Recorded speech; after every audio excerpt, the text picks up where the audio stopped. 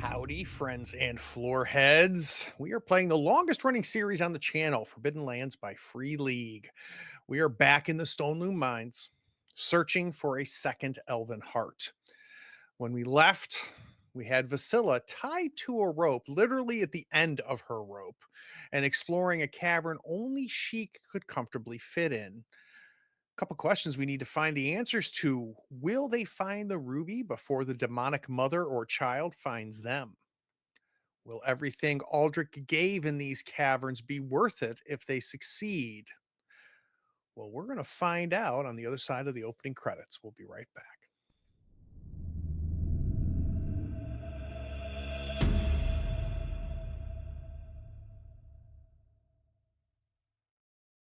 Broken hearts embrace the king.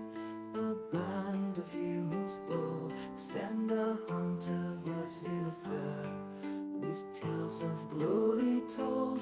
Osric with his mighty blade, Rustbite of demonic hue, and silver half of merchant king. Their journey did ensue. Silver trades and secrets hold a smile upon her face, while Osric swings his fearsome sword in battle's fierce embrace. Through Raven's land they wander in search of ancient stones, to free the land from darkness where evil's a terror roams. With courage as their banner and hearts forever true, they seek the light within the night, their quest for me and you. Stern the hunter tracks the beast with arrows swift and sure. Vasilla sings of battles past, her voice a magic cure. In ancient halls where echoes dwell, they found a mystic sign. The stones of elves, a guiding light, within their hearts align. All right. So, Vasilla, you were kind of crouched down a little bit going into this little side passage that was found. You have a rope tied around you, and you're starting to work your way down there. And you came to a bit of a intersection, and it was taking you to basically an option to go left or right, though you got a whiff of wind that came from the right that kind of disrupted the torch you were holding. Is it is it remaining a Vasilla-sized cavern? It is. Okay. Yeah, but Yeah. you can comfortably stand, but it's just a little too close to Hmm. your head. It makes you a little bit, tight feeling. But yeah, you can stand at this point as you've kind of gone Um. down basically, 5 or 6 feet worth of stair. Okay, so I have plenty of rope to go and explore. Oh So I'm yeah. gonna go to the right then. So, memory-wise, there was one point where we walked by a place that felt like it had wind, and then it was been like gas, right? And we like almost blew ourselves up on a torch. Yes, that was closer to where you found Milva and the other dwarves. So that's when you got more to the unfinished part of the mines, which is not where you are now. You'd have to go farther beyond here. Okay, I'll go right. Follow the wind. So we're in the second quarter of the day. Vasily, as you're working your way through, the only thing that you have visibility is the aura coming off of the torch. You've got the flickering yellows and oranges. The walls themselves, these are all again carefully hewn, fashioned. This is finished part of the mines. Same level of quality as the dwarves. Yes. Yeah. And you can tell, especially you, I think if anybody Vasilla can tell, these are made of the same hands. Okay. You go through a series of small passages that lead to small antechambers, none of them bigger than 6 by 6. And then they lead to smaller hallways. Pretty uneventful. You figure about another 20 foot of rope. Flashing back to the three of you, Vasilla's rope is slowly going. You can tell that she's moving forward. At this point, you no longer see her torchlight. You're looking at your rope. You've got maybe another 15, 20 foot of rope before it reaches its end. And Vasila, I think you have a sense of that as you're going. You get to the one antechamber and things change. Instead of little antechamber hallway, this one has two main features that are different. Instead of hallway and antechamber hallway in front of you, this continuous straight line, it now takes a hard left. And again, you can tell that that's where the air is coming from. But the other thing that is odd is a round hole straight ahead of you. So it's a passage that is about the size that goes from the floor up to about your waist. And it's almost perfectly circular.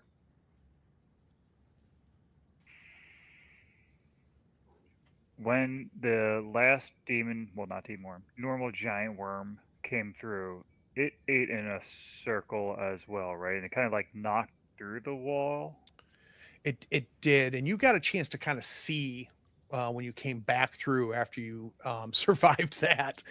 You could tell that like that wasn't a carved hole, right? That was a dug hole by this huge abyss worm. Mhm. That's not what you're seeing here. This is carved. This is hewn and fashioned into the wall. Okay, and is like perfectly round Yeah. and half my size. Yes. Okay. I'm going to listen and see if I can hear anything else before I go looking in this hole. So all right. So from where you're standing, you just kind of Yes, stop. I'm just gonna like fully stop and like listen as hard Yep. as I can listen, right? You can like hear your heart thump and try to hear past that. Yeah. And in the way that when we concentrate in those types of moments, we try to make ourselves still to take Mhm. in what's around us. You hear the crackling of the torch, something that was background noise before because you weren't even concentrating, right? You've seen evidence of this moving air, and now you can hear it. You can hear kind of the moving air coming from the left, and it's somewhat familiar. It sounds the same way in a couple other places here in the mines where you've seen something lead to the surface, right? Different Mm. air ducts that have been, it has that same kind of sound to it. You also hear water, and that's coming from this circular cut through on the wall in front of you. Oh, I'll take a look. I'm gonna poke my head through with yeah, poke my head through. I'm not gonna shove my torch out though because I feel like the wind will just like blow it out. And Well, the wind's coming from your left. So we're looking more towards our left where the passages no, I continues, or want we're to go looking. look at the round hole. Gotcha. So you almost have to get on your hands and knees if that's okay. Mhm. Kind of torch in front of you, sticking it in here. And though, if I were to explain, ask Vasila what this looks like, this is not the word she would use, but it'll make sense to everybody. It almost looks like a water slide. It immediately goes down at a pretty steep angle and very quickly turns to the right outside of where the torch can reach and where you can view it. And then you really can hear the water once you kind of get your head. You can hear the water echoing, the sound echoing from this. So it's probably where they get their water down here, like when they were like working, like they would come and like drag it out or whatever. Okay, move on with my life. Is that the end of the passageway, other than this little round water hole there? No, there's more going to your left Okay, where the wind is coming from. okay. I will go on as much as the rope will allow me.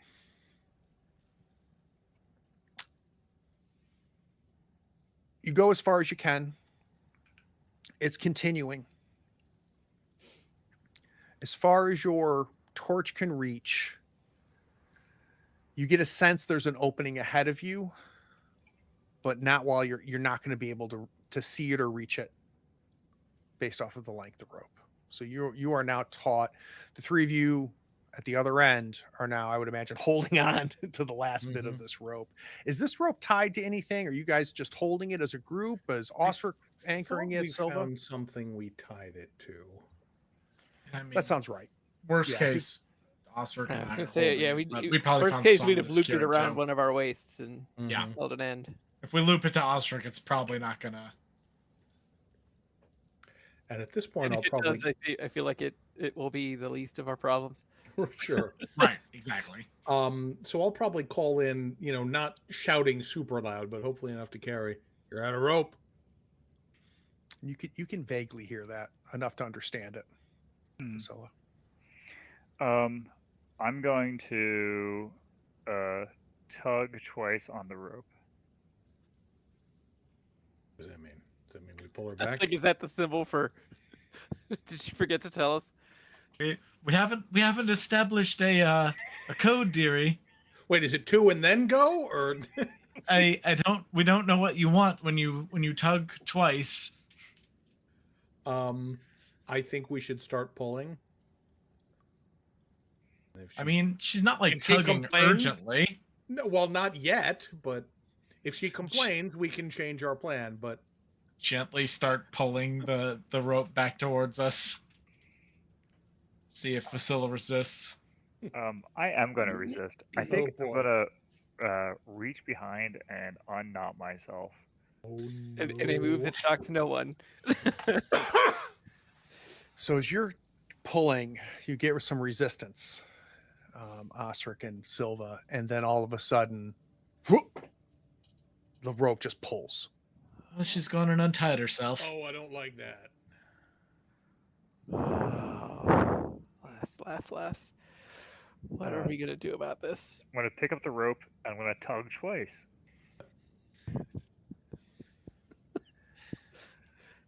You don't know what that means. And so, just to remind me, Craig, this hole is. We could go in this Fall hole, but it would be not super comfortable. The three of you could crawl. Comfortably crawl, but not in any way get on the flats of your feet. So you wouldn't be able to crouch. Right. Well, I suppose that means she's found something, if I'd have to guess. Here we go. So I'm Bill's going gonna- to. Bill was gonna get down and start crawling. I'm going to go ahead to the left. So Vasily, you start leaving the rope there. We can see the rope, getting tugged a little bit. You give it a double yank, and then you can tell that they've stopped pulling. You got your torch in front of you, and you start working forward, and the wind's the movement of air, the wind is hitting your face, and it opens, and you can see in front of you, about 5 feet in front of you, a ledge. And then openness off of there. No sign of what's above or below. But you can see across from you, about 10 or 12 feet, something very familiar. And that's the beginning of a staircase leading up. Found the other side.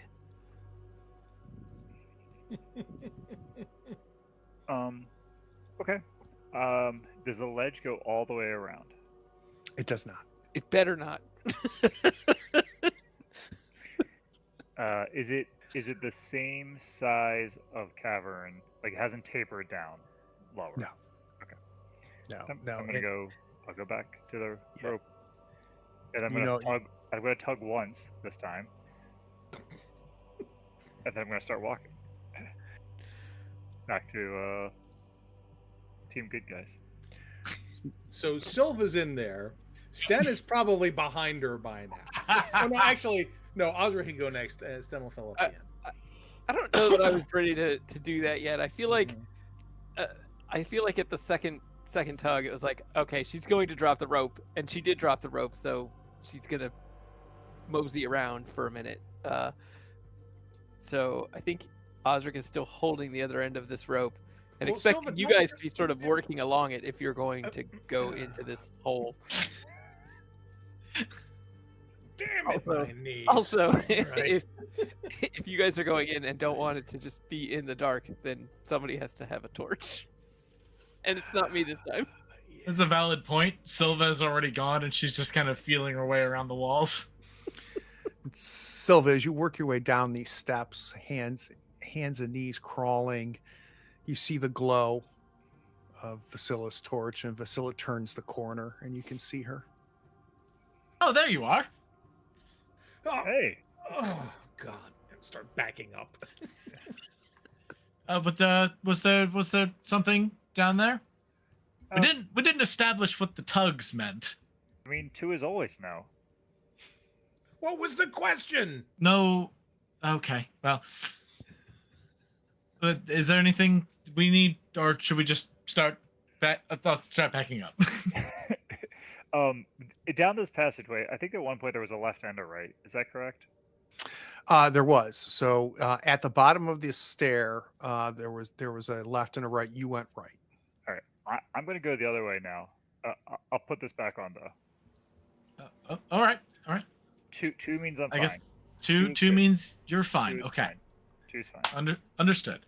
So you, And one means you're coming back, huh? you 3 take that- means 3 means pool. 3 means pull. All right. We have a system now. so you take that left, and it goes to yet another antechamber, very similar to what you went through before, except it's a dead end. Is there anything in these antechambers, or is it just like a place for them to stand up and like stretch their legs for a second as they like? We don't know. I don't know, but like it's Yeah. just a room. I think so. I think it's very difficult to try to understand what the heck the purpose of this stuff was. You know, why the stairs down, why the height difference. There's nothing that you've seen that gives you kind of any indication that explains what's, you know, what exactly is going on here. Oh, before I come out, I'm gonna say, hey, do we need water? I found a water source. Yes, I could use some water. Let me get you my my water skin. I was like, I'll walk all the way out so that they can like not have to crouch down and crawl around. Thank you. anyone else? Do we know it's good water? I mean, it's clear, smells good. Assuming those are true. You couldn't smell it. You could just hear it. Was it too far for me to like fill a water skin? You saw no sign of water, and Oh, no distance wise, it's real hard to get a sense of how far away it is, Vasila, because of the echoing. Okay, then never mind. I don't. In fact, don't have water. In my head, it was like a water slide that I could like see water gushing down. Mm-mm. That's kind of what I had in my head too, but that makes sense. Sorry, I shouldn't have used water slide. It, like It invoked a certain visual. It did. That's all right. Never mind. Okay. X-nay on the water. A. Backing up. Well, that was All exciting. right. Yeah. Did you So see how let's- brave I was? I was so brave. Very brave. You see. So to kind of reorient everybody, as we now are standing where this little half entrance was, where we came from was what we've been calling the chapel with the crystal roof ceiling. And then continuing on, where we know that we're going to get to that overhang that has the drastic, unfinished, almost cliff-like descent down about 30, 40 feet. That's where you went and found the destroyed bridge, and then eventually the mushroom room and the dwarves. To your left, you'll have a passage that continues on. There we encountered the tomb room that had a series of tombs, which we didn't spend a whole lot of time in. And then eventually we found what appeared to be some sort of bunk area, where we encountered the insectoids, and then that abysmal worm broke through the wall. Oh, I did see something that you'll care about, Osric. There's the other side of the passage does have stairs to it, just like upstairs when you tried to like decide if you could jump it. No. It was the same stairs you came down on, Vasila. You just saw them what on the you other side saw of you. Was the other side of Yeah. the You thing were that I've on been the- trying to get to for the last.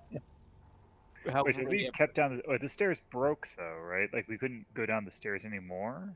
The stairs just ended. So the stairs ended on kind of a landing, and then there was a door that you've been going to get into the mines after going down the zigzag of stairs. And if you remember that landing on the other side, there was a door, Right. but there was a good 12-foot span, and Osric was kind of obsessed about trying to get over to that Right, door. yeah. You have answered that question. You You now have know been on the other side. you and you knows it. came through that door and saw the 12-foot span and the door that you guys used to enter, and then the Oh. zigzag stairs. Oh, I thought we had gone further down from there. Well, turns out halflings, at least this one's not real good at the whole like orientating in a mine.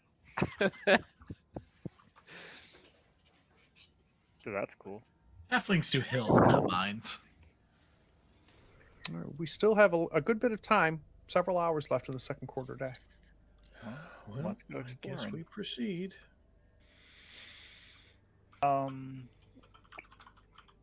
Yeah, so what's our plan if we do run into the mother? Do we have one? Well, I suspect it's going to depend on Damn how it. friendly she is. So I know that Rustbite had sustained some damage when you fell. And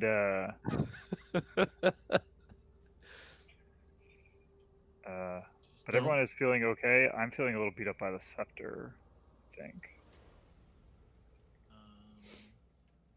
I'm currently showing it in my inventory, but I don't know. Yeah, but I Yeah, Vasila took it at.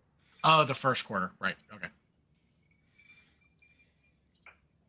all right. Well, let's keep going. I guess we have to go to the spot where we haven't been yet, right? Yeah, that seems like the Yep. thing to do. So we get to that hard left intersection that continues on to that tomb room, as well as the bunkers and what appear to be the insectoid hive area. That's to your left. If you remember, then it quickly goes from finished floor to crumbled stone to unfinished soil. And then there's a series of very rotten ladders that you didn't bother using that kind of takes you down that 30 feet. And at the bottom of that, you continued off to your right to eventually find our dwarven friends. So I've got us in that area where if you went to your left, you would head back to that area that I mentioned. And then if you were to navigate your way down, you'd go back down. And there was areas down here that you did not explore. Right, there was like a water sound area down there that I recall. Okay. Which might be the end point of the water you heard up in that little cave. Could be. I mean, they'll need some kind of water down here, right? Right. Working hard. I imagine they'd want to stay hydrated. Sounds like we're going to kind of navigate back down again. I think so. Have to, right? I only need an agility roll, a move roll, sorry, from whoever's going to go down first. After that, everybody else will be able to follow. You'll have rope, so on and so forth. So who wants to be first? I'm probably best suited for that, unless Yeah. one of you is really specialized in move. No, I'm decidedly mediocre in it currently because I've taken damage. Same. Alright, well, here I go. I see a 6. Indeed. No problem. Whew. So Sten, taking your time, you're finding footholds. You're staying. I think you are smart enough not to grab any of the rotting ladders that are still kind of strewn. That at one point I'm sure were used to navigate down this. And after you get down about 30 feet, you're there. Everybody's been watching. You've made a very clear path without any difficulty. Maybe takes 15, 20 minutes, and everybody else can work their way down to the bottom here. The torch again is filling up the cavern, and architecturally everything is different. Instead of hewn stone walls and a cold stone floor, it's now soil. It's now Every once in a while, you'll see structurally some wood that has been set up, or some pillars, some stone pillars that have been built, because they have not carved and really finished this part of the mine yet. At the bottom here, if you go to your right, this will take you to that other broken bridge. If you remember, there was a wooden makeshift bridge that you guys left there that you would cross, and that's how you got to where the dwarves are.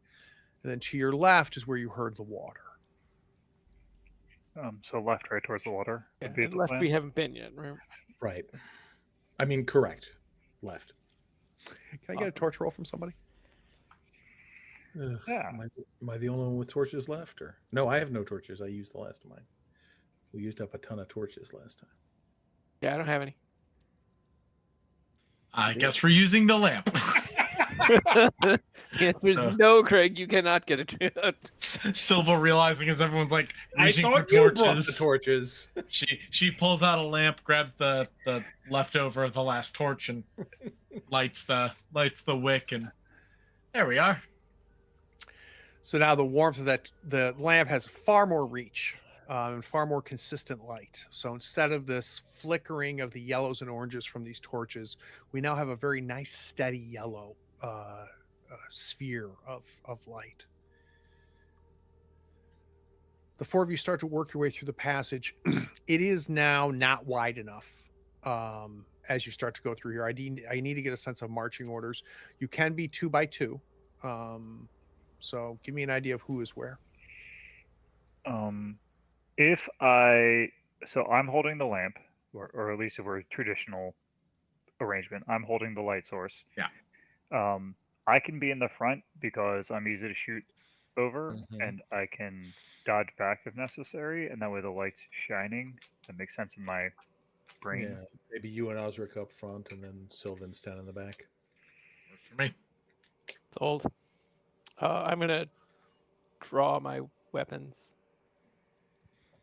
Plural? What are you drawing? My weapons. The axe and rustbite. And Rustbite. Ooh, Okay. dual wielding. Excellent. Did you have like a Yeah. shield? What happened? What had happened? He The said shield is shields are back for on, chumps. the shield is back on my back at this point. And Silva, we've got our new trusty Been using it as a walking stick. as your Blaze guardian. staff. Okay. Mhm. I assume the bow's out. I don't know if we've Oh, got yeah. an arrow cocked or not. We've got an arrow like on the string, but I'm not pulling Got it. Can you imagine walking around like with a bow drawn? It's real tiring, real fast. Oh my god. So you go for about 10 or 15 feet, Vasilla, and you're seeing everything before anybody else. You're in the forefront with the lamp. The sound of the water gets louder, and it opens up to a cavern. Unlike before, you can see the top of this cavern. So as you go to this ledge, you look up, and you can see it's almost like an unfinished dome top. The cavern itself is about a good 20, 25 feet in diameter, and it is conical. It's circular. You are up towards the top. You're maybe another 10 or 15 feet from the top of the domed area ahead of you.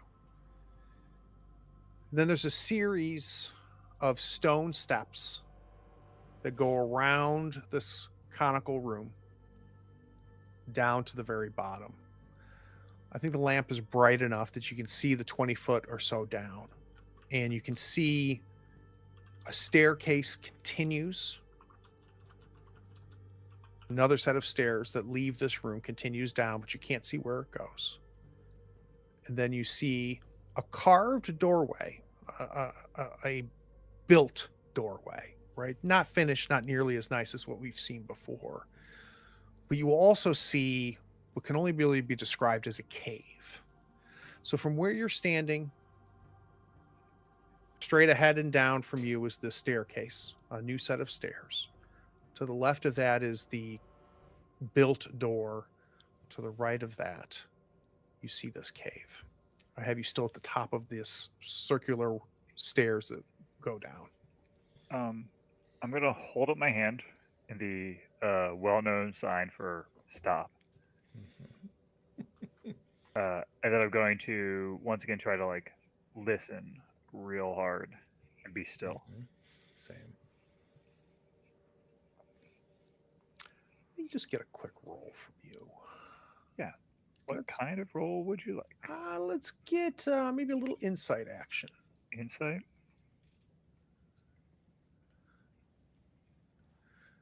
Got it.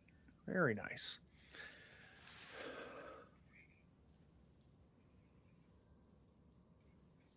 Once Osric stops breathing so heavy, He's carrying a lot of And- weight. yeah, and everything quiets. You can tell that the sound of the water is coming from wherever those stairs lead. Just because of where you were, you're also listening for any type of movement of air, and there isn't any. Everything is, the air is still. It's got now that stale smell to it, kind of the moldy feeling that you have now that you're down deep in these mines.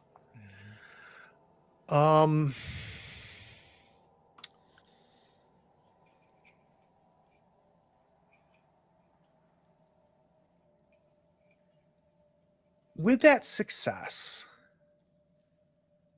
you also swear you heard some type of movement or scratching from the cave, but it kind of came and went real quick. So it's real hard to know if it was maybe a piece of stone dropping or falling somewhere or whatnot. But in that stillness, there was a sound from that cave. Well, given where we are and the tragedies befallen us, I'm going to assume it's something trying to kill us. Fair. Probably a safe bet. And I will do.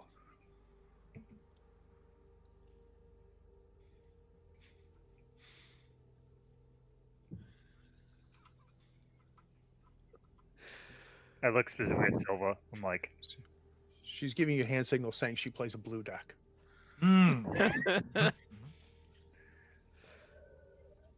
then I'm going to, I think, try to move very quietly down the stairway, going down to that area. Yep. Osric behind you, Yeah, that sounds like the right play. and Silva and Sten. I will follow at a distance so that I have, a shooting Yep. position if needed. Yeah, if something were to come at the ground level of this cavern, you'd be in a hell of a position. You literally will have the Ben Kenobi high ground. So I'll wait till they get down a level and then proceed. Understood. So you're going to leap over us. You say, Sure. Yes. So you work your way down, and when you get to that ground level, Vasilla, the light illuminates that door that's right at the end of the steps. That crafted door. You can see that leads on in an unfinished hallway that kind of curves to the right. You can't see beyond that. The staircase, you're now at a level where this is where excuse me, the water sound is coming from. The lamp now being at that level, you can see that the staircase has a pretty steep descent down. Again, from where you're standing, you can't see where it heads. The sound was from the cave, though. So as you turn the lamp around to kind of illuminate where that cave mouth is, you can tell that this is either natural or not dwarven made, this entrance that's been kind of dug into this cavern. And the ground that you're standing on is somewhat flat and trodden. So they may not have finished this part of the mine, but it was used. Whereas that is not the case. The impression you get from this cave opening is that it was dug out from here to somewhere, or it came from somewhere and broke into this chamber. But whenever that happened was so long ago, you don't see any remnants giving you a sense of that. And it's about 6.5 foot tall, almost door shaped, but it's not a crafted door by any stretch of the imagination. right. So it is not, I don't know, abyssal worm shaped. By no means. Those were much larger. Okay. And it's a doorway, right? There's nothing in it. Correct. You can just all you can see is that the cave, unfinished cave, kind of continues on beyond the reach of the lantern. And the cave is where like the rock noise came from, not where the water noise is coming Correct. The water came from the staircase that continues on down. It's a new staircase. It's not connected to the kind of the wall stair that you went around the chamber to. Are to get there down to here. okay, now that we're lower, I'm gonna do the hold again and try to listen again now that we're closer. See if I can verify the sound.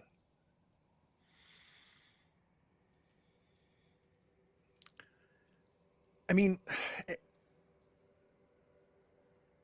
down when you're dealing with closed areas like this, your ears can play tricks on you, right? With And water and yeah, so you can definitely hear the water, and the water's not running. It's a still like lapping sound. And maybe there's scratches or skittering that's happening from there, but it doesn't sound like the insectoids. That was a very clear sound, a clicking, scratchy sound that they made. It's not that, and you're not even sure you're hearing it, or if your ears are playing tricks on you. Okay. Are there any markings on the doorway, like obvious markings on the carved doorway? Yeah, let's do one more insight roll.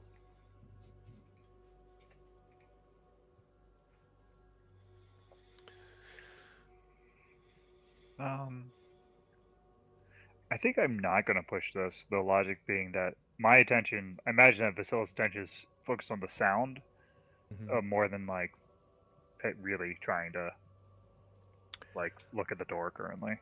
Yeah, let me give you this though. I'm going to give you two things. As you stand still, because and for those that are watching as well, I made that roll. I was going to give Vasila something because here's the situation, right? They're not being chased by an ogre, right? They can stay here as long as they want and take in the information as long as they can search this as long as they want. I'm not going to hide something behind a roll here. There is additional information on a success that I would have given, but there's still a lot of information that I know Vasila and as a group they're going to be able to pick up. So spending some time down here, 10 minutes or so, there's no doubt in your mind that this was dug from the chamber. Okay. Just looking at the craftsmanship and just how it was, this was dug out from the chamber. Maybe the dwarves didn't have a chance to really kind of formalize the door and start making that as nice as they did the other door that you see here. The other thing is the smell.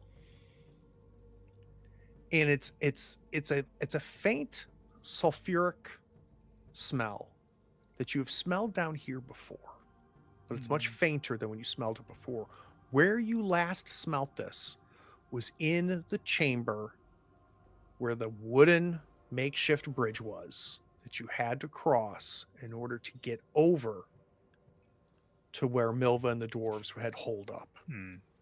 So even though you know you are not near that, you're getting that same smell that came up from the ledge that you crossed to get to Milva. And is that where we were attacked by the undead dwarves?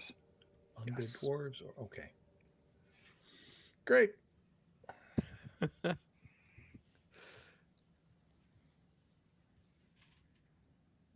Well,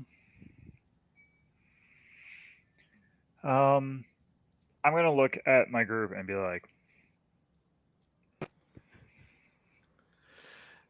and only Vasila heard this scraping in the cave? Yes, but I don't know if she's kept it to herself. And if she mentions it to you, and I don't know, do you say something? She did like some gesticulations. I did gesticulate. As she points it out, you could swear you could hear something coming from there, but again, it's echoey. Even the lantern is louder with the burning of the oil. I think we need to. I'm gonna point at the lantern, be like, "There's no watches, but like, point at the oil reservoir."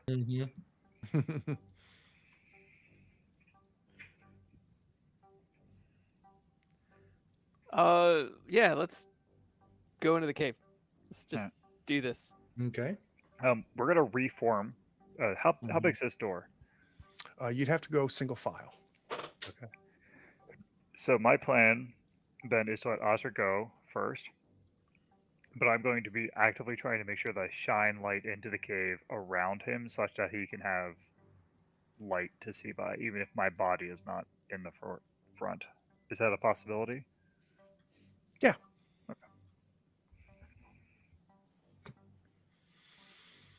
Then we'll do that. Or if you're good with that, Osric, Yeah, I'm not that sounds sure great. you- Let's get started. So, Osric, you start your journey. And as I described it, it's pretty obvious that this in fact was probably dug out but unfinished. But it's not, it doesn't feel like, straight hallways and rooms. It is very twisted and turny. You feel like the top of this passageway almost cradles your head. You wish that you could had more room, that you could stretch your arms out left to right, but you can't. If you were to reach your arms out, your wingspan is greater than this passageway that you're working through. As you guys continue, you realize on the walls that there are sections that are dug into. And as you look at them, you can realize they're dug into where they reach stone. I'm going to have Silva know what this is, I think. I think she would be the one that would have the best chance of it. Silva, what these look like are areas maybe where they were mining, where they were actually finding things, digging into these different areas and pulling out maybe gemstones or some sort of precious stones or something. So what this feels like to you, Silva, is them literally mining, right? Digging, working their way through, and at certain points stopping, digging areas to their left and to the right and above them even, and finding what they were looking for and then continuing on. And is that the sulfur smell still kind of persistent? It is. Is it getting stronger, or is it? It's getting stronger, but when I say sulfur, that invokes something. I want that just to invoke the smell itself. Sure. It doesn't smell unnatural or anything. It's just distinct. Gotcha. So it's not like this demonic. No, yeah, I get what Not you're. sulfur. Yeah, natural sulfur, not demonic. It doesn't sound like Nightcrawler just bamfed away. Mhm. I think I would probably like lean down to Vasily. I think this is just where this was like a work area. This was a mine, like an actual mine shaft. See, this is where they were digging for minerals, and probably various gems and such.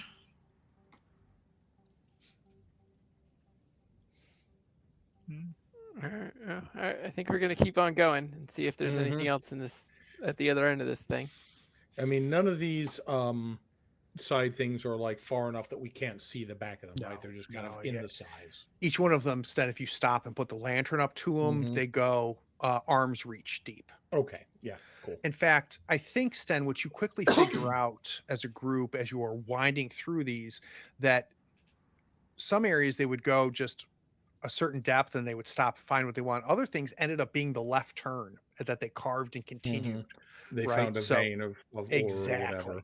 Yep, exactly. And there's times when the dirt and some of the structures that they built to keep this in place are more finished and more time was spent. It widens periodically, but this is some sort of gemstone type mining. They were looking for specific veins of whether gold, silver, gems, or whatever it might be.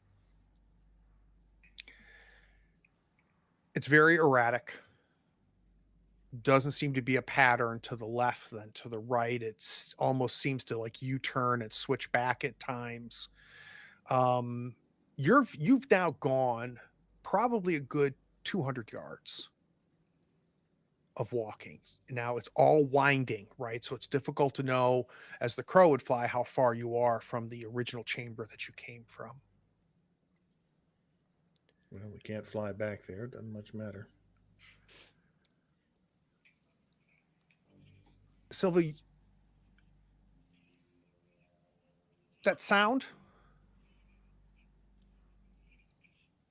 always seems ahead of you. And you're like, did I hear that? It's like a skittering, like a scratching. And sometimes you think you might have heard it behind you. You've not seen anything. There's no places for things to be hiding. But it's the omnidirectional nature of this is a little unsettling.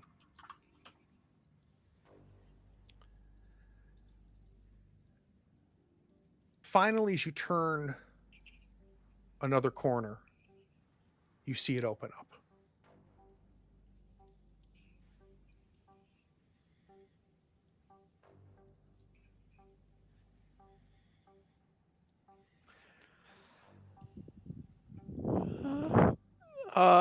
Sure. But opens up into like a broader antechamber, like a. From where you are, I don't know. So I'm giving you guys a chance to. I don't know if anything changes. I just wanted to take a pause there. Not for Vasilla. Auto saving. Yeah, exactly. Saving. F5. You walk into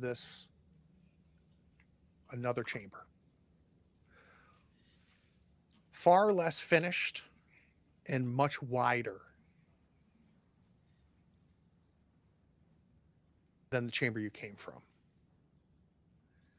And the chamber you came from had nothing on the ground. It was flat, matted soil on the ground. This is much rougher. Take the lantern, looking up. It continues up beyond the reach of the lantern. As you bring the lantern down, though, you see armor laying on the ground around what has to be the bones of dwarves. You also see a few of Sten's arrows. Oh, hey. They fell down the pit. Right.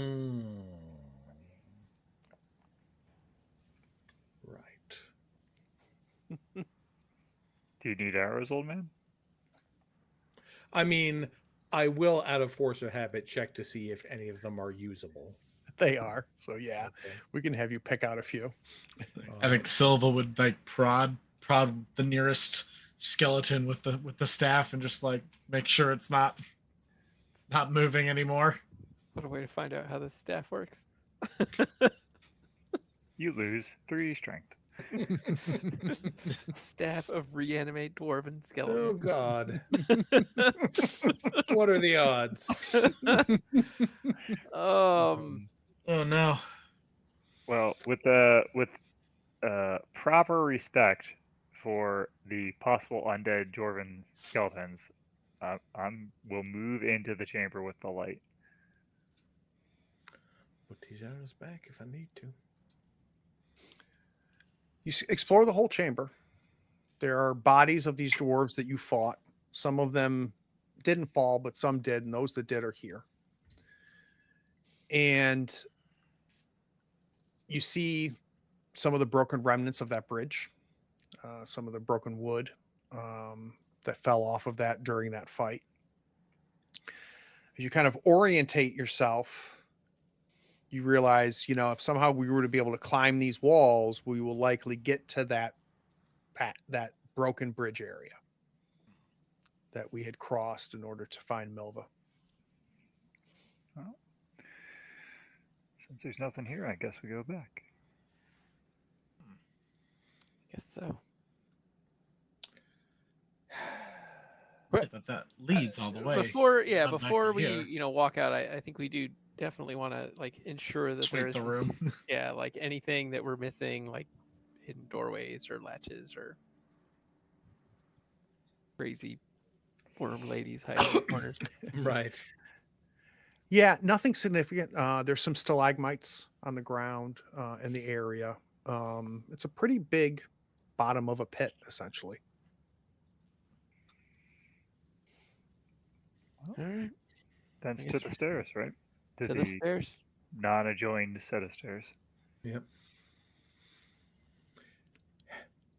So we go back single file, and we're going back through this winding 200 some odd yards of passageway. Mm-hmm. Vasilla first, Osric second, Silva, and then Sten in the rear. About halfway back, things are really tight. Mm-hmm. The lantern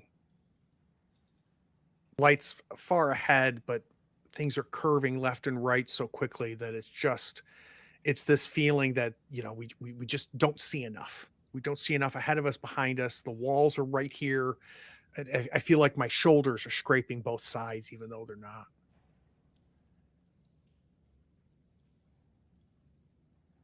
Vasilla, the lantern ahead of you, every once in a while it'll glint on what might be a little piece of polished stone, maybe where they had chipped away at stone as part of their mining.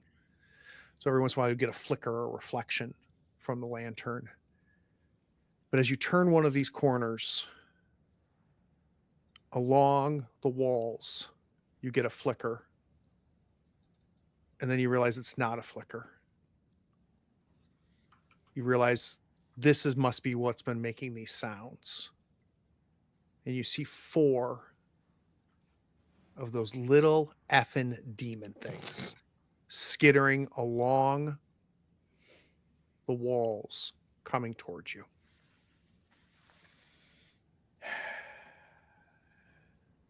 So initiative then? I think initiative then. I would like to know what Vasilla's reaction as soon as she sees them. I'm going to curse, and then say, I don't know, shadow demons.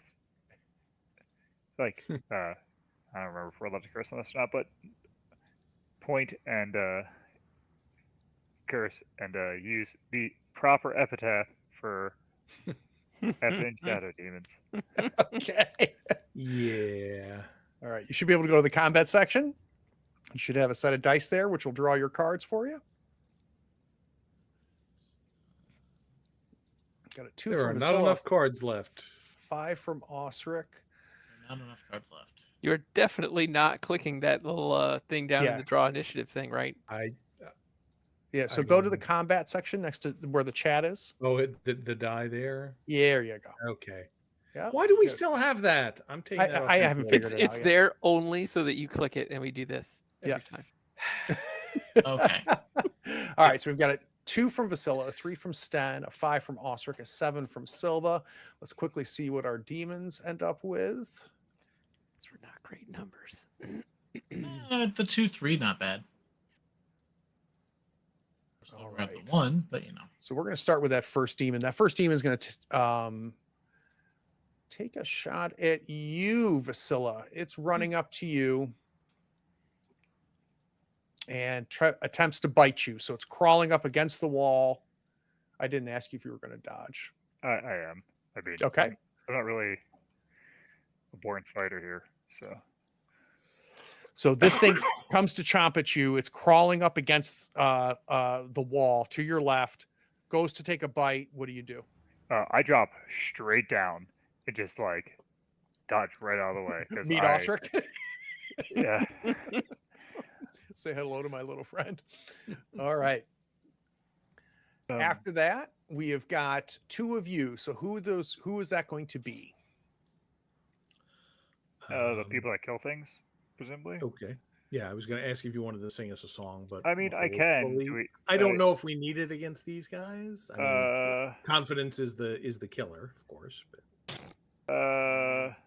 I'm gonna wait. I'm gonna choose. I'll take Okay. the number 2 slot and I'll Okay. swing an axe at Yeah, a. that's why I dodged directly behind you, so you could murder this guy.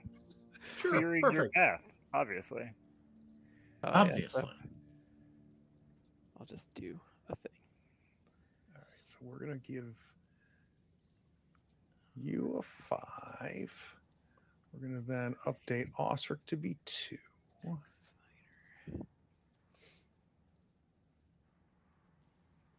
on a second. Oh, it's gonna let me swap if I do that and that. Go, go, go. Oh, nice. There we go. That's easier. A little swap action that's there now. Nice. Look at that. All right, so I've got Osric Sten. Now, Sten, you're going to be at a -1 firing at these things because of the close quarters and the distance. Bah. All right. But Osric, we can take a swing at this demon. Yep, I'm gonna swing a heart scar at the demon in front of me. Okay, great. Let's do it with all the dice. Oh God. That didn't What work are the- out well. What are the ones on? We've got Everything. Everything. all on strength. I Yeah, think that's- 4 ones is not a pushable. That Yeah. is No, I not a- wouldn't. I That's wouldn't. not a thing that's bad gonna plan. happen. Yeah, I think Yeah, twice. I feel like Vasilla might still just be a little bit in the way. Oh Mhm. no! Don't blame No. this on me. Oh no. Everything is Vasilla's fault. You know. Exactly. So that was Told her I no wanted to be in action. front. You're taking a swing at it with the axe. Mhm. It goes. You hit into the wall. The axe sinks into kind of the softness of the side of the wall. This thing skitters up and is starting to go up Heartscar. So it's taking this opportunity to use Heartscar as a bridge to get towards you. You still have a fast action. Oh Can you no, save I'm that? good. Sten, do you want? Is it All Sten right. or Silva that's next? Sten is next. Okay. Go ahead, Stud. Yeah. So I'm not going to try and shoot at the one that's like on Osric's arm. So I'll just take a shot at the next closest one. So positioning's next difficult here, closest right? one, You're sure. single file. You've got Osric Mhm. ahead of you. You've got Silva ahead of you. Yep. It's going to be a bit of a navigation. So we're definitely going to be at a -1 Yep. as we target that. But let's go ahead and give it a shot. All right. So that basically offsets the sharpshooter bonus. So I'll just leave that out. Well, that one is on agility. Yeah, no, I'm not going to push that. I'll take 2 damage for the first shot and see how it feels. So that goes into it, Okay. hits it, and you're this unnatural echoing screech comes out of it, and Mhm. it kind of falls to the ground, and hits at the shoulder. And, All and right. you see it scrambling around. It's not dead, but it's scrambling, and the arrow's in its shoulder. It's Well, I'm going to just see this if I nasty can. I'm sound. going to see if I can fix that with my second shot. Okay, so this will be your slow and your fast action. Is that right? Correct. All right, that's one more shot, and that's one on marksmanship. No, that's where the One success on the is. short But I'm bow. not going to damage the bow. Okay. Nope. Oh, so we'll leave that one as is. So another 1 damage. Takes it out. So it's scrambling, screeching on the ground, Okay. and the second arrow takes it right in the head and just impales it and just sticks the head into the ground. So now it's Perfect. staked down by your arrow. All right. There. That's the I've one. got mine. Yep, that's the one that you took out. Was the next one in the initiative. I just took the luxury of assuming that's who we were looking for. If that was the nearest one, I think. Yeah. Yep. So that puts us at either Vasilla or Silva, unless we want to Let swap. Silva go, man. Let Silva cook. Sure. Put me in, coach. Give I'm me just one gonna second. heft the stick and jab at the one that's trying to harass my man Osric. All right. Where'd my character sheet go? That's Vasilla. That's not Silva. There we are.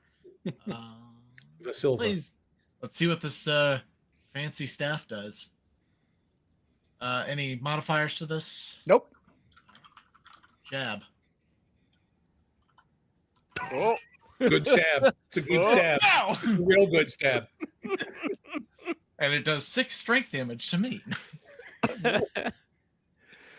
Oh, good. So this thing is crawling up the axe It's on Osric's arm. You're going to destroy this thing. So walk me through this. You Yeah, take this staff. Yeah, she literally just kind of brings it up. Like she'd been practicing like normal quarterstaff hits, but like she kind of falls back on how she'd been using the trident and just jabs it with the front of this thing and just puts all of her strength into just like a temple shot on this thing. And I think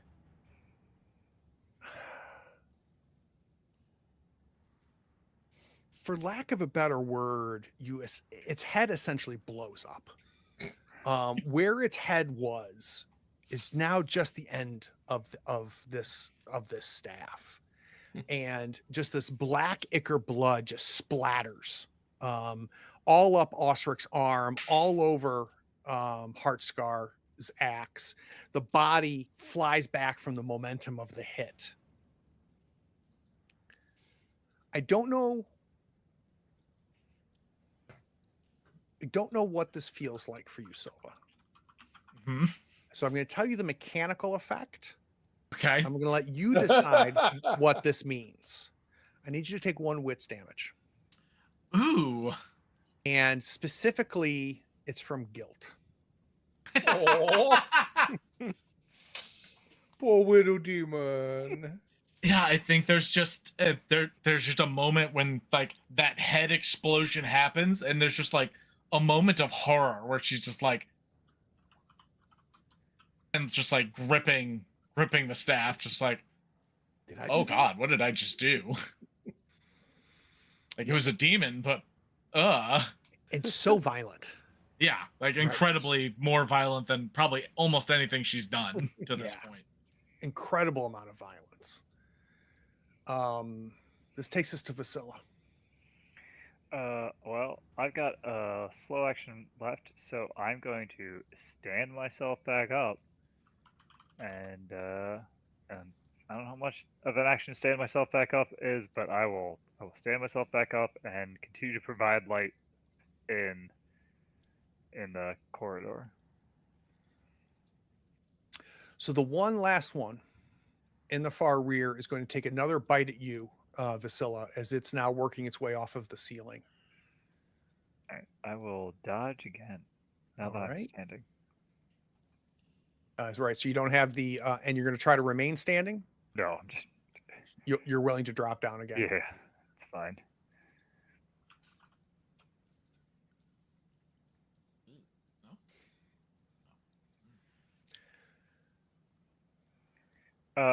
I'm going to have failed in my move roll, but I'm going to use my natural halflingness to, I think, so I just stand up, and I think, like, as I'm standing up, I, like, not really with it all together, and I see him kind of coming towards me, and I think that sense of, like, the world's big and scary, and you just had to be prepared to run and hide that like is bred into you as a halfling kicks in. I think I just dodge right behind Heartscar again, and like this dude's like coming flying at me, and even as I'm falling, like I like just put the big thing in between me and the thing attacking me, and so I'll spend 2 willpower on my hard to catch, which I just published. Halflings are notoriously hard to grip. You can spend willpower in combat to avoid being hit by physical attacks. Right. So if you spend 2, you'll take no damage. Right. So I will dodge out of the way. Good plan. You skitter right at the feet of Osric. This thing slams into Heartscar. Heartscar's still into the wall. It's still got the blood and ichor from the other one, and it just kind of runs into it in its attempt to reach and bite you. Its little demonic mouth is open. Yeah, you hide behind it and you hear that boom, you hear it hit Heartscar. This takes us to the top of the order.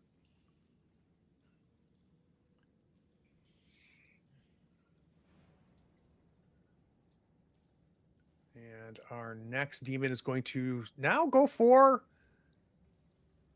Osric. If I can parry, I will parry. These are not monsters, so you are good to parry. Then I will attempt to parry.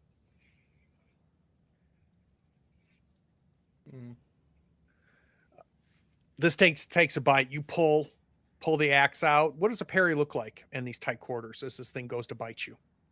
I think basically I pull it rust bite with my offhand and like just swing it slightly over to the left hand side and in its way, basically batting at it.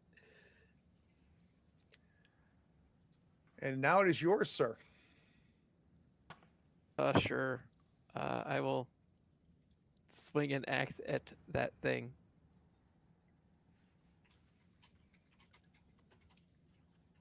Oh, come on. These little guys are just way too small, and the quarters are way too tight. And it is Way just too not tight. It's working out hard for you me. to get a full swing in, I think, Osric, and they're fast, right? They're skittering around. Sten? Well, I'm going to shoot whichever one I have a clearer shot at this point. There's two left. The farther one away is a much clearer shot, not the one that's on Okay. Osric. I will do that then. Still taking my -1. Ooh, that'll do. It will. Talk to me about taking this one out. I'm figuring this one has been like hanging back a little bit, waiting for an opening, and it kind of sees that, Osric misses and Vasilla's scrambling, and it just kind of comes charging in with its mouth open, and just right in the mouth. Excellent, excellent, excellent. Silva. Yeah, I think given the sudden disgust she has with what just happened, I think we're just gonna. I think I can just use the staff to shove and try to shove this thing off of Osric. That's fair. So we're gonna Yeah. try that. We're gonna use the shove action. Roll that. There we go. And remind me mechanically what the shove does. I think That- I'm prone. Pretty There sure. we are. Yeah, you knock him on the ground. But no believe damage, that right? is. Yeah, I don't think it does Correct. damage. I don't know if there's a resist on that or anything.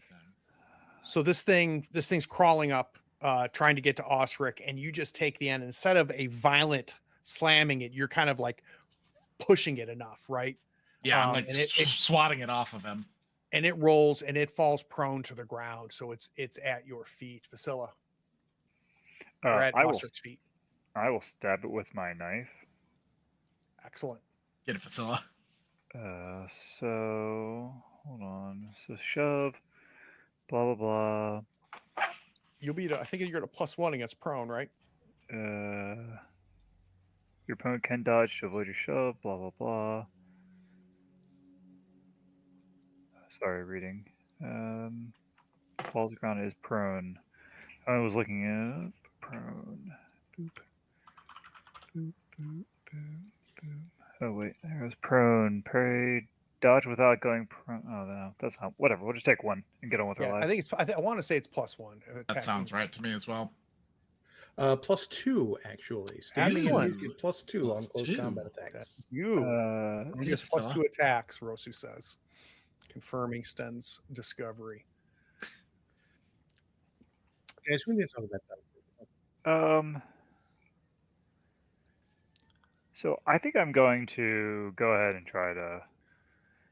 So you push take the this. one stab with a knife, it skitters away, and you immediately are pulling back and stabbing again. Yeah, I'm going full on, just like no Whack-a-mole. skill, just Just gumption. yep. But And there's I a mean, willpower. you for know, if it was a cool demon killing sword, I would be good at this. But Speaking of cool demon killing, But you'd sword- feel really bad about it. so this one is coming now that you're stabbing at it, Vasilla. It's going to want to take a bite on you.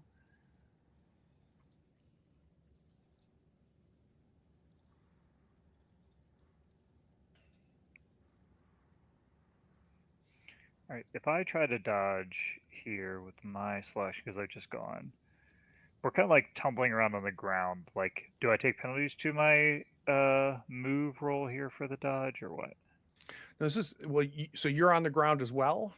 Yeah, because I dropped down to dodge and I tried to stab it to death, and then we're kind of just like scrabbling on the ground currently. Yeah, let's just do it just a -1 with you still being prone. So do a -1 to your dodge. -1. Big old 2 dice. Definitely gonna hit this. Yeah. Good enough. The two of you are scrambling and skittering around on the ground. All right, Osric. I'm just gonna let Silva go first. Yeah. No, I'm not doing that again. I learned my lesson. Ew, that was gross. I don't want it. Oh God. Yeah. Dick does not like bonking things. It likes blocking. Should have known that from the description. Figure we What a try. name, right? Yeah. I guess I'm gonna try to. I'm gonna swing at this little bugger with Rustbite. Yeah, you get +2. He's Ooh. prone. Oh, with Rustbite. Nice. Big Have you- guns. Ooh, And he's it's a gonna feel demon, bad, man. It is demonic. so my artifact die goes up to a D8. I do not have Axe Fighter. I have Sword Fighter. Everyone's favorite weapons that make you feel bad about murder. There. This is going to take it out, and the nature of this thing, there's no coup de grace, so that you are going to break. Yep. I will break it, and I will take a point of empathy damage. It's sweet that you take empathy damage from murdering demons with a demon slaying sword. Like normal people, I get, but demons seems excessive. Whoever built this sword is an idiot. Oh, the irony.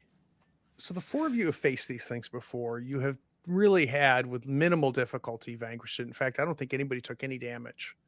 Oh, I did. Uh, Well, from like Just trying Sprained to your get wrist. savage Just to death. sprained your wrist from stabbing it. Yeah. Yeah, there's some guilt damage on Silva's part as well. These things have turned to ash on the ground. Vasilla, you've kind of on the ground, is on its side is the lamp, still lighting and illuminating everything. Everybody all right? I think so. Yeah, I might need to be done with the day soon, though. Well, I don't think we want to camp here. I don't disagree. Do we think we're going to try to set up a camp in the middle of the domed area? Is that what we think we're going to try to do? I mean, either that or we try to get back to the former dwarf encampment. Yeah, that Wow. I'd feel better about that. That big place has 2 entrances, which is 2 more than I like. Well, I'm trying to now. This is where we're going to have to try to remember. Did you guys leave that bridge intact? Yeah, No, because we- we got everyone across, right? I feel like we took it We apart had and to- used it to help them back up the. Yeah, we hill. had to what I amend needed it to. too. Yeah. Okay, got it. Mhm. Never mind. Disregard. So I'm not sure that you feel like you'd be able to get Yeah. over. Yeah, I don't have a good solution for getting back over there.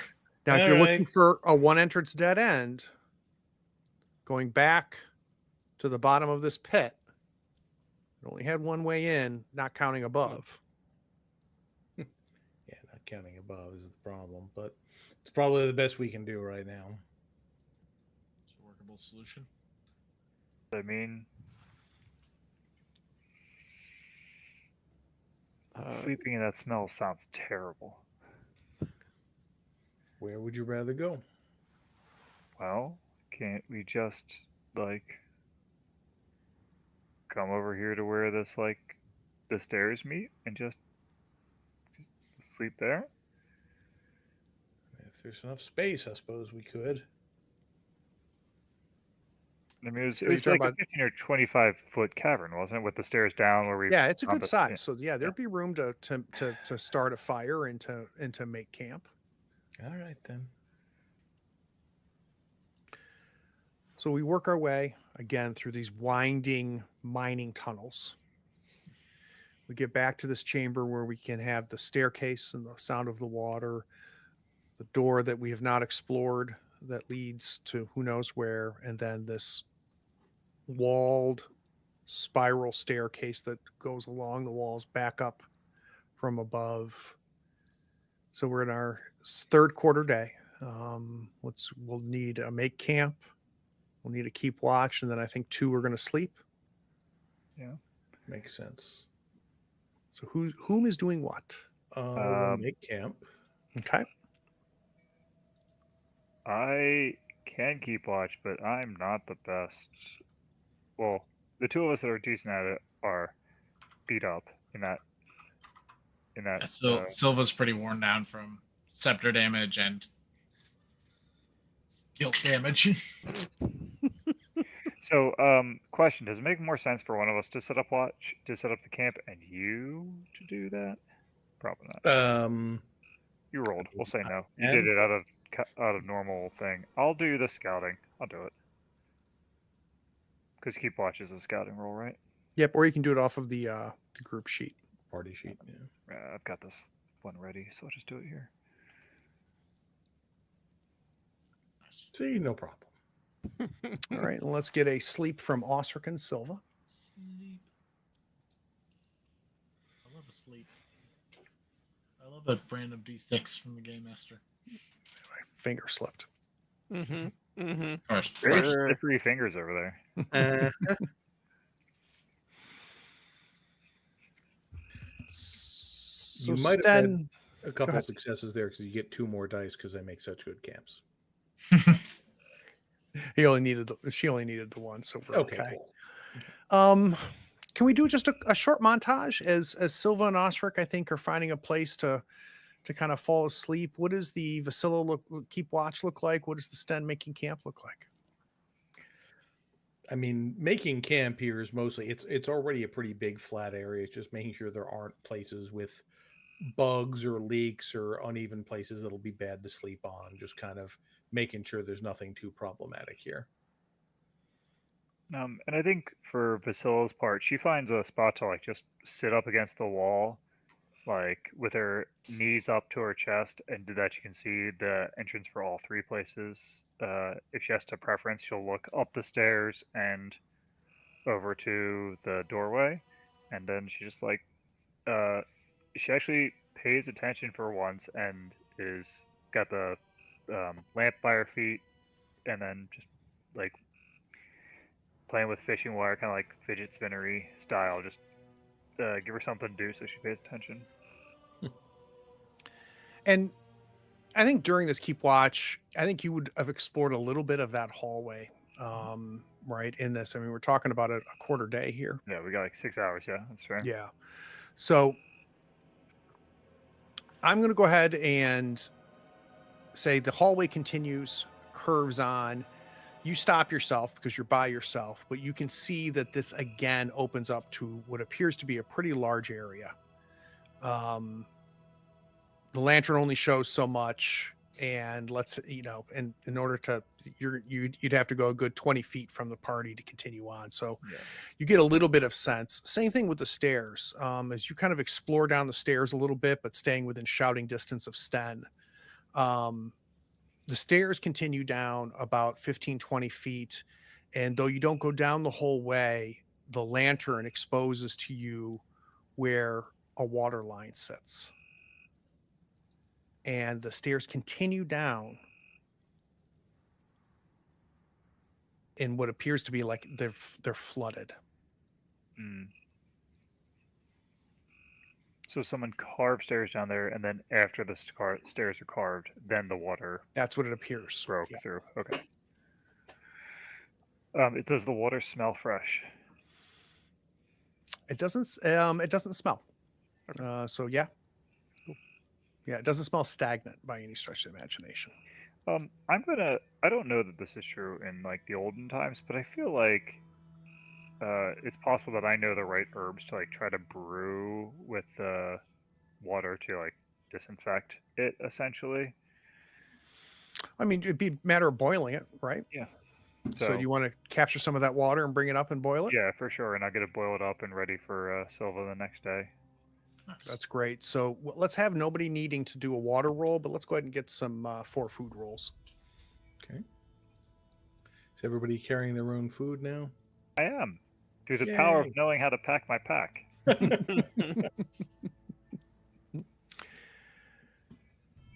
So we flip to the third quarter day or the fourth quarter day. Okay. I have got Sten and Vasila sleeping. Mhm. I have got either Silva or Osric keeping watch. Who's it going to be? I can keep watch. I'm pretty okay at that. And Osric, that's going to give you a free quarter day. A free quarter day. I don't know. I'd add a die to keep watch. I don't have anything in particular I need to do. You get a Okay. bonus from the camp on keeping watch. Yep, 2 dice. Plus Nice. 2. Incredible. Beautiful. Love it. All the successes. Silva, you wake up refreshed. Osric the same. Vasila has no issues. Saying, okay, I'm ready for bed. I would imagine. Rest well, little one. I'm trying. The not being able to pull my name to the sleep and the travel. You That's should fine. be able to just hit the one at the top of your character sheet. Yeah, I'll just do that. Doo-doo. Perfect. And while they sleep for 6 hours, we're going to take a 10-minute break. We'll be right back in 10 minutes.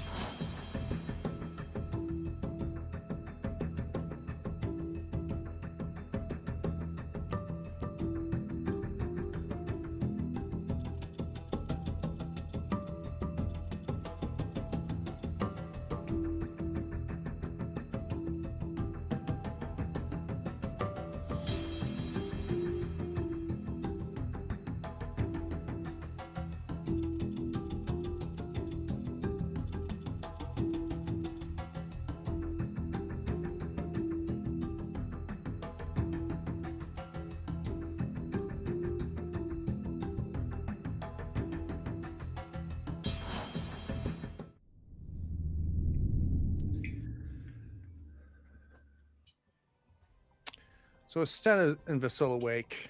There's no sunrise. There's just the campfire that has been made. Part of you knows it's morning, but there's nothing in your surroundings that in any way indicate that. I think I would feel it be a little overwhelming, imagining being down here for a long time and losing track of any circadian rhythm whatsoever. But it's a brand new day. Everybody is refreshed. If you want, you are welcome to keep this camp up, or you can break it down. I feel like it doesn't cost us to just leave it here. Yeah, we got a couple branches from here, it sounds like. We might as well. During the night while I was keeping watch, would it have been possible to prep some water to just throw in my water skin so I can have like a D6 at least? Oh yeah, no, you can fill that thing. Oh, okay, cool. Just yeah. making sure I can make fresh water. Like Oh, yeah. did. Yep. Awesome. I'm gonna fill that up then. Nice. So what's left really to explore, because Vasilla looked down that staircase, and unless you guys are feeling you want to do some diving, that may not be the way to go. No. Through the door? Looks Also, like it. just for a bit of bookkeeping, I'm still holding the scepter, so I'm going to take the agility witch damage. Thank you. And I also, the lamp would have run out a while ago, so I will spend a willpower to. I have Use lamp my- oil. If you, Oh, you have wanna lamp save oil? your Never mind. willpower, Yep. I will, Alright, I will use let mine. you provide lamp oil for this quarter day. Great. Done. And if you'll Thank just you. Thank you, Stan. update that in your inventory for me, Sten.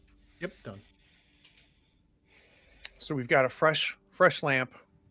We're now going to go where Vasilla explored a little bit. Vasilla, I would imagine you would have told them, look, there's more this way. There's some sort of opening, another cavern that's about 30, 40 feet away, but I Well, didn't the go change the of whole watch, way. I would have been like, you don't look at it, you just look at the water. It's, water, blah, blah, blah. Yeah. So gearing back up, this again will be a 2x2. So unless I hear otherwise, we've got Vasilla Osric and then Silva Sten. Sounds Great. cool. Vasilla, you know where you're going. You're leading this. You head down into this door. It extends out about 15, 20 feet, takes a hard left, and then that hard left goes another 50 feet to this chamber. But as you turn the corner, Vasilla, things are not what you saw last night. You see the hallway extend. As you turn the corner, you have an expectation of, if we keep walking down this thing, we're going to reach this. But the light hits something about 15 feet ahead of you. And along with what you see, it's what you hear all at the same time. You hear kind of a ghostly kind of child's laughter. And a black mass has completely blocked this hall in front of you. So I want you to imagine what looks like almost like a venom type symbiote type thing, where you can tell it's crept in from the walls and it's created kind of this thick barrier ahead of you. It's fluctuating and moving. It's dark black. You hear ambient around you what you are sure of, because you can almost feel her, that this is Marga. This is the daughter. But instead of just a little tendril here and there, this little movement, she has now blocked off this entire passage, allowing you to go forward.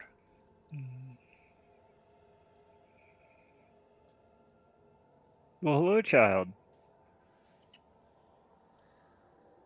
Kind of this ghostly voice that's omnidirectional. I'm bored.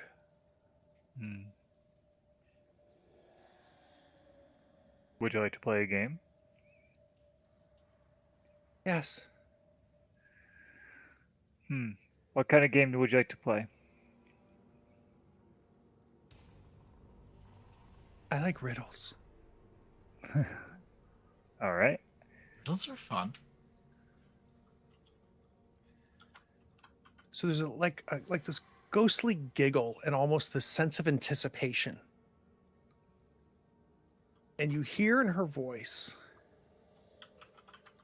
ready? Hmm. A father's child, a mother's child, yet no one's son. Who am I?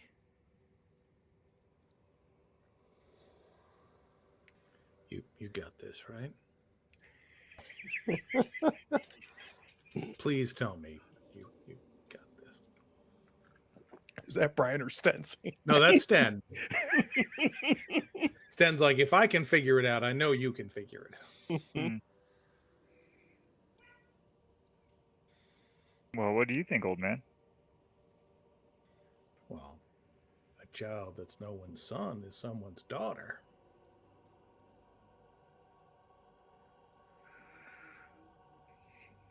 Oh, it doesn't seem like You much hear of kind a of a riddle. ghostly giggle. Doesn't seem much of a riddle, does it?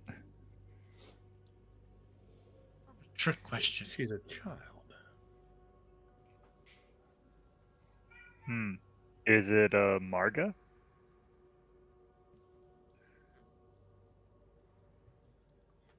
And it's almost like she's trying to keep it back, but she can't. And this almost in your head giggle just bursts out from her.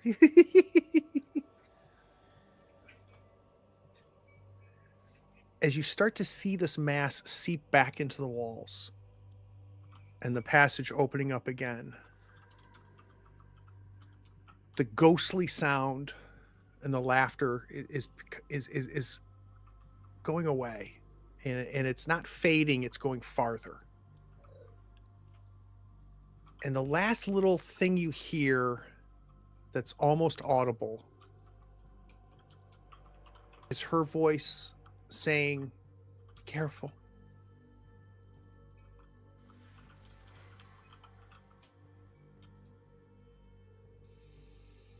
Mm-hmm.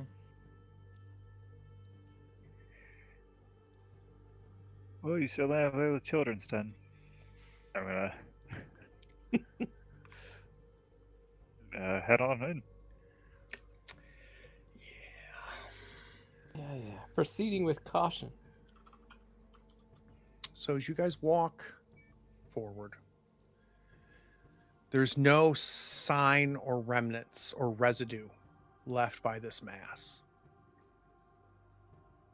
As you pass by where she had blocked things. And you come to not really a chamber, more of a large room.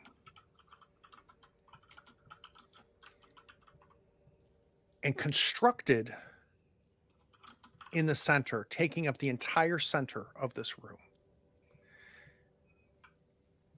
I don't think the four of you have ever seen anything like this before, because it is one hell of a contraption. It is a machine. It's gears and pulleys and straps, and it takes up the entire center of this room. It is easily 10 foot tall. And an arm of this machine extends down at an angle into a tunnel, not much larger than the one, Vasily, you found as you were crawling around that circular tunnel. Mm-hmm. The machine extends down into the ground there, and then it extends up through the ceiling. And what looks like a pulley system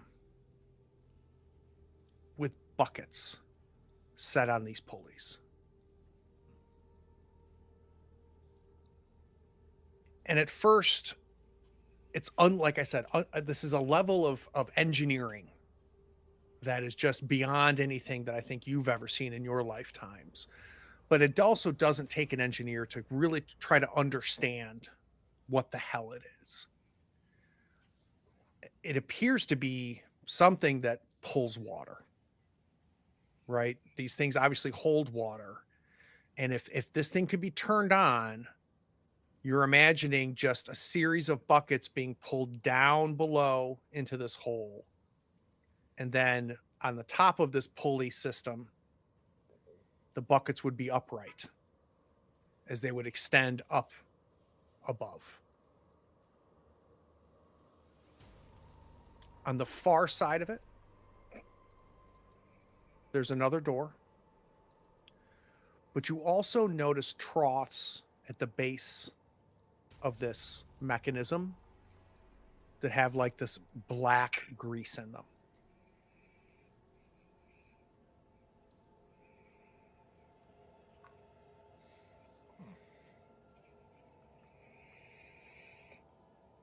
So if those buckets could empty out the water, where would it go? Fine question. Does the grease maybe appear just to be for like lubrication for the machine, or? Taking a closer look? Yeah, I think so. Yeah, you take a closer look. The smell of it, I think you would feel even safe enough to touch it. Silva, so what it looks like is kind of the grease that would be used on wagon wheels. It has a bit of a crust on it, but you can break through that crust pretty easily.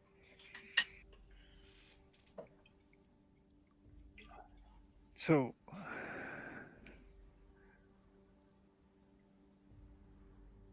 is the end of the machine where the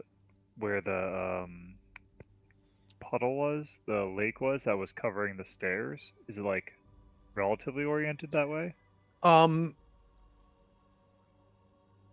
They wouldn't hit each other, right? So the way the stairs goes, the way that this extends into the ground with the upside down buckets and then leading out of it are the right side buckets, they are going down in the same direction. But you don't get a sense that they would cross each other if they were extended as straight lines along the way. But they're both headed what appears to be at similar depths.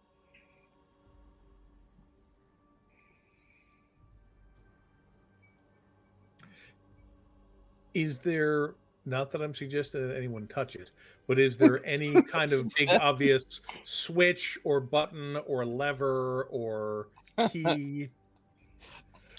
Can I get let's maybe do a check across the board, whoever has the highest insight. That is Insight, you probably me. I've got 6 dice on insight. I've got 5. That's all you. Yeah, that's not me. So let's have you do it for the group. You can be at a +1 because I think all of you are checking. I've only got out. 5 dice because of my damage, but Okay, well let's go up to 6 dice because everybody's looking at this thing. back up to 6. So that should do the trick. I guess my first question, Silva, is you are paying attention.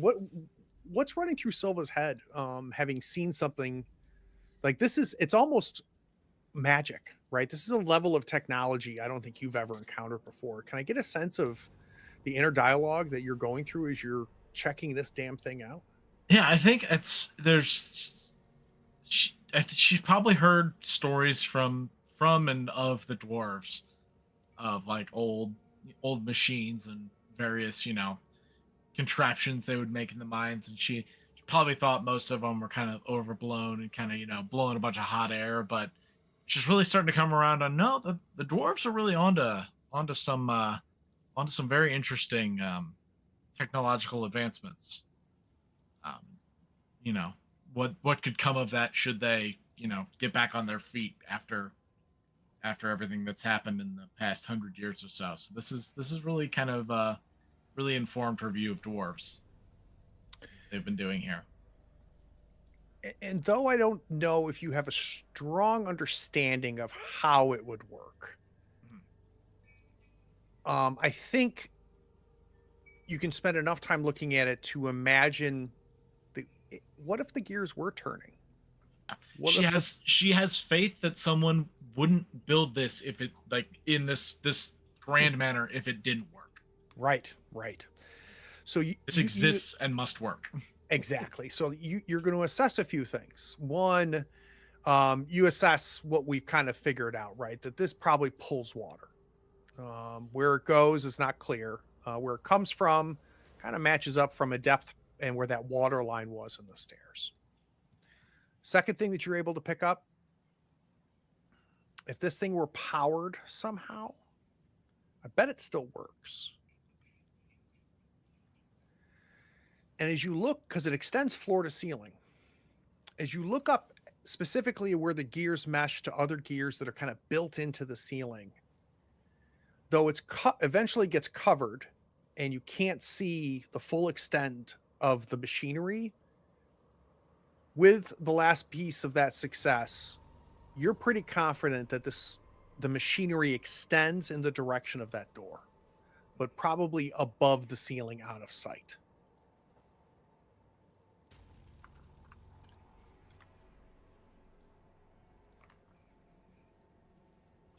Seems the dwarves had some rather grand designs. Well, if they were smarter than the archaeologist or whatever she was, it might even work.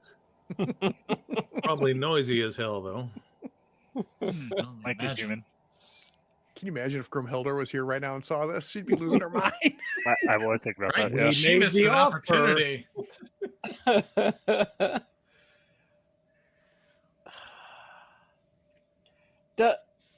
Does it look sturdy enough that one could climb up it and into the a ceiling?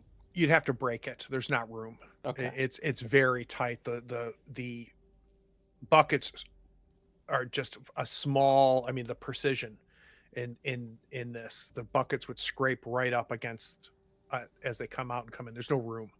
Okay. What is this thing made of, Craig? I mean, metal, I would guess, but is Yeah, it like rusting? No, that's the crazy thing, Sten.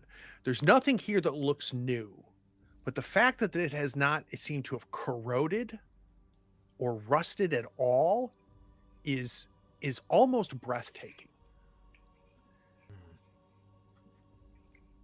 But it wasn't built yesterday either. You can tell. Oh no, I mean my assumption is that it's pretty old, but interesting. It's holding. Yeah, up dust well, is whatever collected on it.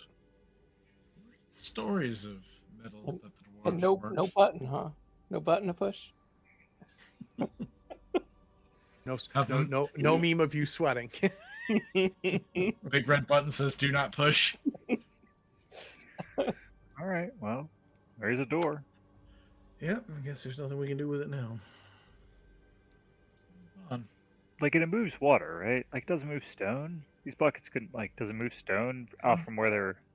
Wondering Possibly. if they perhaps hit a spring and they were trying to clear the water out and utilize the water while they I found mean, it. flooding's bad in a mine, from what I'm told. Exactly. Need some way to get it out, especially if they want to keep going down.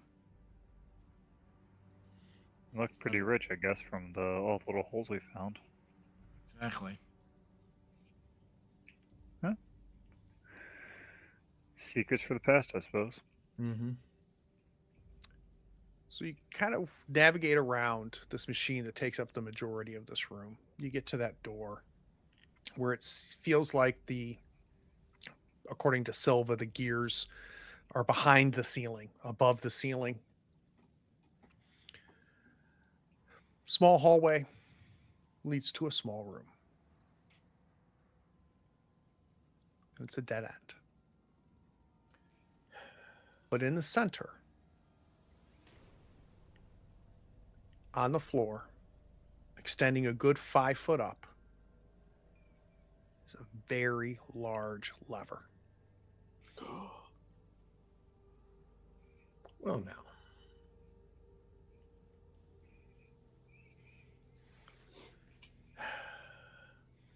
I don't think we don't have any other unexplored areas, right? Let me Other think than here. the place behind the water, I think. Yeah, this was our last staircase down to the water. He went to the tomb and turned around, but those tombs were a dead end. Just give me just a second. No, I don't think you have seen another branch. Well, I don't think we got many choices.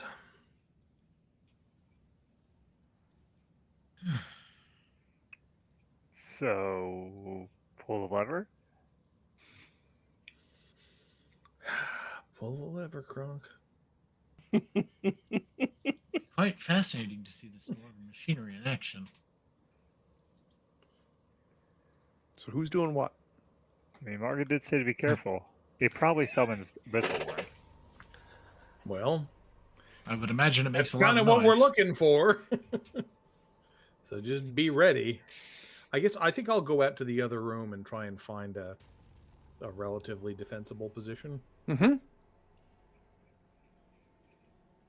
So past the machinery, going more towards the antechamber? No, in the room with the machinery, just Got it. kind of where I can see the entrance. Yep.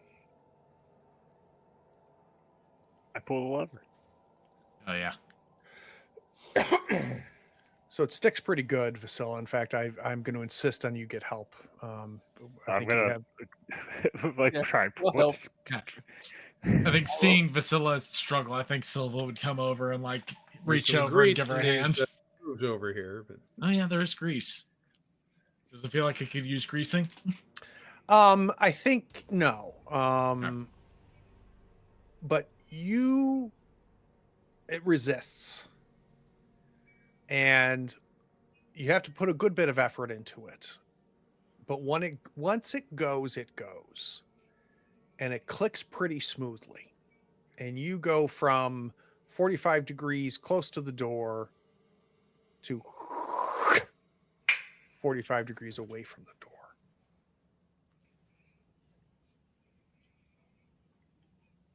And silence.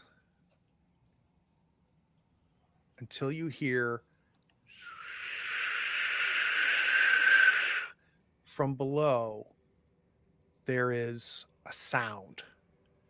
And it's a sound like wind being pushed through a small area. It's air movement, it sounds like, but it's very loud and strong, and it's under you.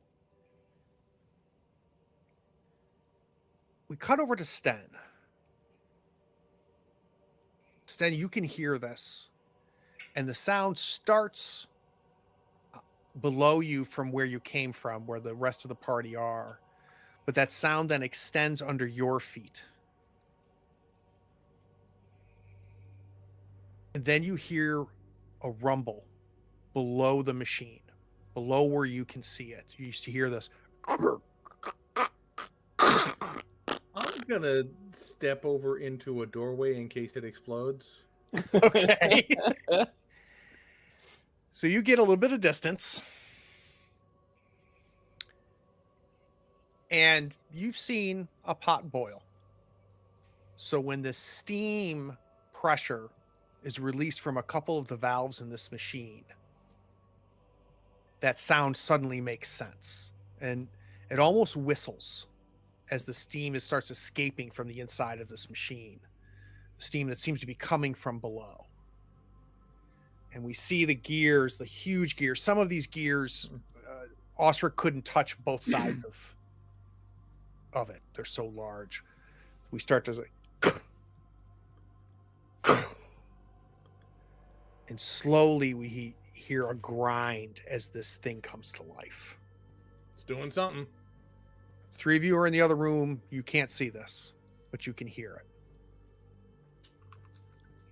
I mean, There's I'd definitely nothing go out and look. There's nothing else in this room. It's affectionately Peek known out. as the lever room. Excellent. All right. Well, Peek out the doorway and see what's going on in the Go take a look machine at- room. yeah, the giant water machine. Yeah. So as you go there, to avoid the steam, you're going to have to kind of press yourself against the wall if you're going to try to navigate these things, because the valves are releasing at different intervals in different parts of this machine. And when the steam is hot enough and powerful enough that at times it hits some of the wall, and you can see just the condensation forming as it hits the wall, as the gears start clicking and going. And then finally it seems to almost find a rhythm. It releases in the same way that you took the effort on the lever, and then finally it went. It seems like the machine finally gives, and it's just,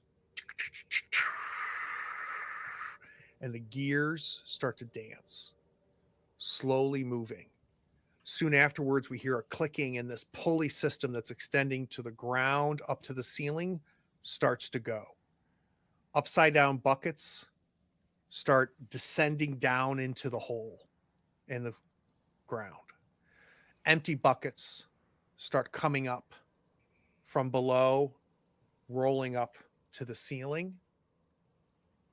And after maybe 2 minutes, the buckets aren't empty anymore. Water is sloshing at the lips of these buckets as they're driven from below, diagonally in front of you, across this machine, and extended up to who the hell knows where. Huh. It's loud where you have to raise your voice to be able to hear each other if you're in this room. And we can't see down to the end or up to the You end. can't. The buckets and the mechanisms take up every bit of space. This is very precisely carved. I just kind of look at the others and go, I'm gonna go check out the stairs that had the water filling yeah, them. let's get back that way. Yeah. So each of you kind of navigate through, not getting hit by the steam, coming around. You go back to this chamber where you still have camp set up. Vasilla, is this a situation you're going to run down the steps? What are Yeah, you doing? I'm super stoked. Careful. we didn't happen to run into Marga on the way back out or anything. She didn't pop by and go, "Oh, you were not careful." You weren't supposed to do that. Yeah, Margo just shh. Vasilla, you go down to the steps to that water line, and you see that water line, but you can see the moistness on about 3 of the steps. That makes you realize that the water line has dropped. It's opening. But it looks like it's going to take a while, huh? I mean, it's only got 3 stairs. It's been. Yeah, I mean, all things considered, it's pretty, it's not been running but a couple minutes here, and it's already cleared 3 steps. So this thing is pretty damn efficient. I do want one more insight roll from Silva, please. Sure. Any modifiers to that, or just straight up? Nope. Okay. Rolling it. That was not a good sound. There's no Let's one in it. Give it a little push. Why not? Okay. There you go. Ooh, That's how you make 2. willpower. I know. Apparently not. So Silva, as you're leaving the machine room, you stop for a second and kind of look back and kind of take it all in as this thing is moving and the gears are dancing and rotating and precisely locking into other gears, locking into smaller gears, getting the leverage on larger gears. The grease makes a little bit more sense. You definitely get a sense of, assuming the steam doesn't stop, this thing's just going to keep on going. But if it doesn't get attention, then within the next maybe hour or 2, if we don't have some of this grease put on some of these gears, you wonder whether it would break down for you. So the first one is the first success is a recognition that this thing's gonna need some grease. Your second success tells you the time. So maybe in the next 1 to 2 to 3 hours, if we're gonna keep this thing running, we're gonna want to grease it. Gotcha. Yeah, but probably have to throw a little grease on this thing, make sure it keeps moving if we're trying to clear this whole pond up. Well, should we do it now while we're here? I suppose. Mm-hmm. Get some grease and slap it on some gears. Warp it on there. That's an interesting array of words to say apply oil. So as McBluff just said, we apply the WD-40. And you think you've bought yourself a good 2 to 3 hours, Silva. Perfect. Put a little mental clock in the back of your head. We work our way back to the stairs. And in the time it took to grease this, which it was a good 15, 20 minutes to kind of get this grease spread around in the places that Silva recognized it's going to need some lubrication. You are much farther down the stairs. This water line has dropped a good bit. With Silva, or with Vasilla ahead, almost now maybe as the water drops a step, she takes a step. Right. It then stops dropping. And you're left at a small little landing with about 4 inches of water. And you now see this is the end of the stair. And there's hallways dripping of water extending to the left and to the right. You can still hear the echoes of this machine. It's still running, but the water stops dropping. And we don't see the buckets down here at any point. Mm-mm. But a little bit of orienteering. You can tell that, this would extend far to the left of where you are. And there's a hallway leading to the left, also one to the right. Right? Okay, then. Sure. We don't need to see the buckets. We'll see the buckets later.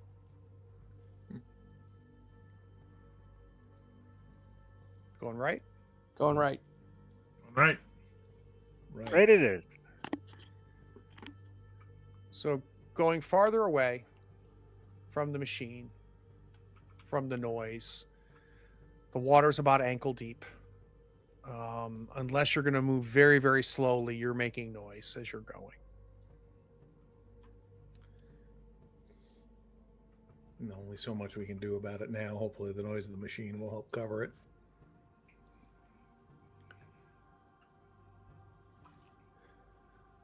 You are walking 2 by 2 in your normal thing and just wading through this ankle deep water. Unfinished passage.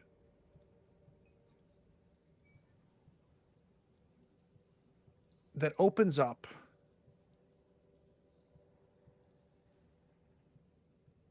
in kind of a round cavern. This is larger than any of the rooms or caverns you've seen, including the huge pit where you found the bodies of the dwarves that you had vanquished, including the antechamber, kind of domed chamber where you have set up camp. The walls are all curved and uneven, not like any of the other even unfinished walls that you've seen so far. Lamp up, you can see ceiling with some stalactites hanging. Extending down, you realize that this, much like in the other area, falls down. It looks like maybe 10 or 15 feet. But how far back this goes, the lantern's not telling you more than a good 15 feet. So it's deeper than that. So you're on a bit of a ledge. And kind of, it rolls down below you and kind of curves above you. This does not look or feel like the unfinished areas that you've been in before.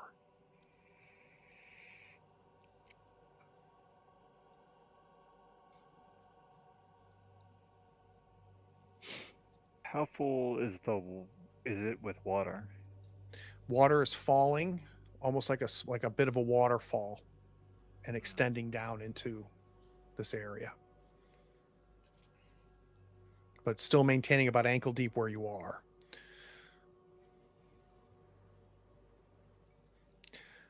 You see water dripping from the stalactites above you. So this was underwater before.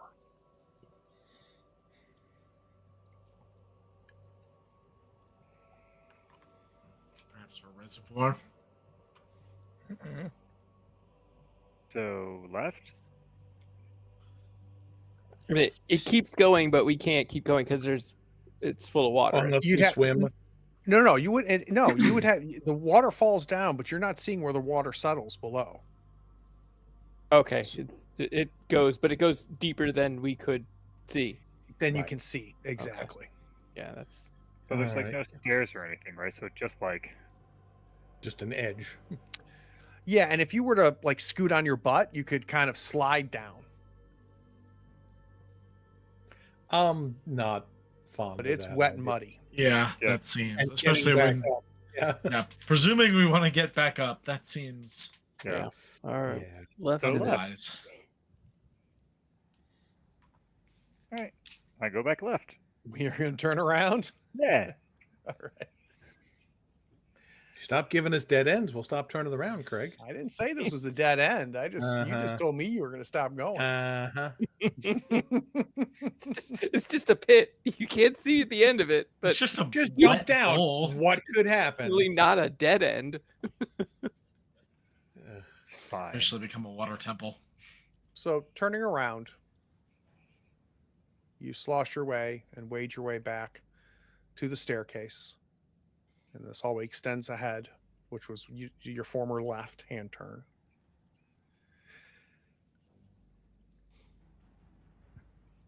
The noise of the machine is getting louder as you're continuing on. And eventually, after a good 40, 50 feet of travel, you get to a 15-foot wide room, circular. There's a hole on the left wall with the end of our gears, the end of our pulley system. We see empty buckets coming, scooping the water off the ground, not full anymore because there's just a little bit of water in each bucket now as it's kind of maintained this level. This is the end of where this water is getting pulled up from. There's a hole in the ceiling to the right, like a shaft that extends off on the right, and the circular room extends to another hallway past that hole in the ceiling. That's our Is that the ticket. hole? Is that the hole the buckets are going through, or is that a separate hole? Separate hole. One is in the ceiling and one's kind of extending diagonally back up into the wall. All So right. just Well, right past the hole in the ceiling, I guess. yep. Keeping And an is eye, there- make sure nothing jumps out. Is there any like water entering the room? Okay.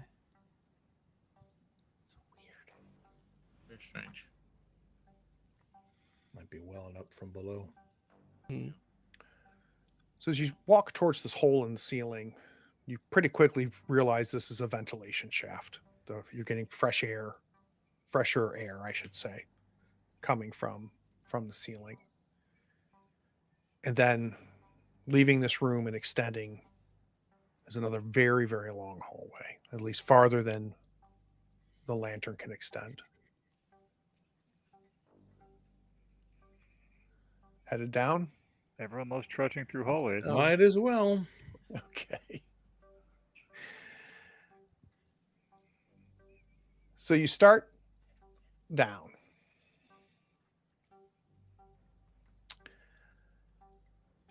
It extends for a very long ways. I mean, I'm talking probably a good almost 100 yards. And it ends in a T. Another left, another right. Right. To the right. To the right is just a continuation of this hallway beyond beyond, just straight beyond the view of the lantern. Staircase leads up from the left, though. All of this wet, all of this was, until this machine turned on, this all appears to have been below the water line.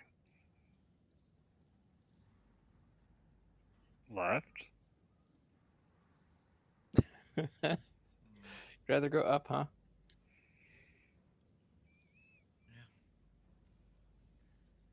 Do we want to try to check out the right side real quick before we go back up? Yeah, maybe stay on one level, knock that down. Right it is.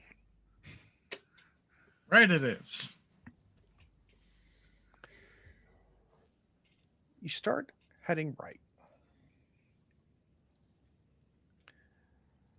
The hallway extends to the point where you are, for several steps, for a good stretch, you can't see where you came from. You can't see where you're going.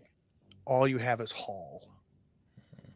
So you no longer see the T intersection. You no longer see anything new. It is just this long, long hall. But as you continue forward, you hear a voice.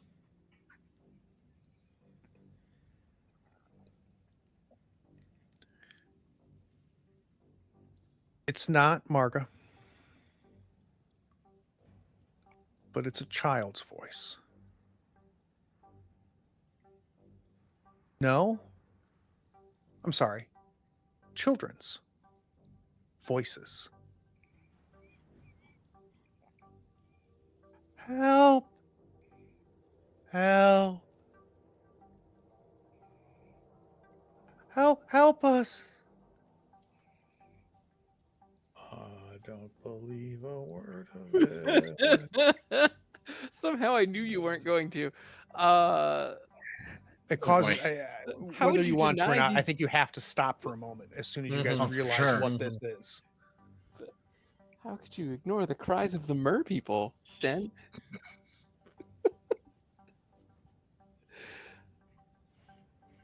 I mean, I'm gonna go try to save them. Oh god. No, I think Silva's there too. That's where we're at. Sorry, Stan.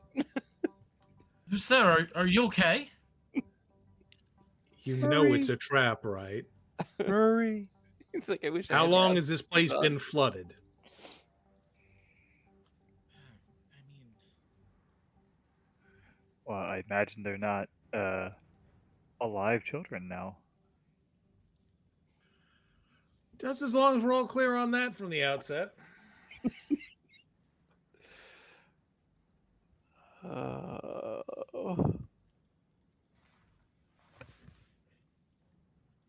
yeah, Silva's pretty adamantly moving towards Yeah, the keeping source up with of the light. voices.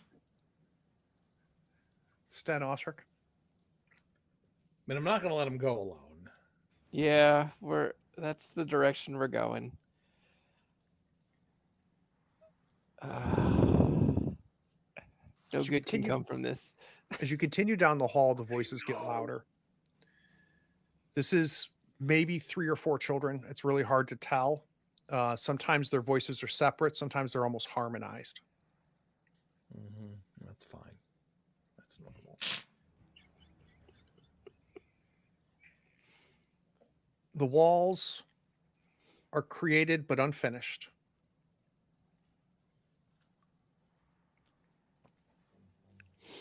Until it again opens up.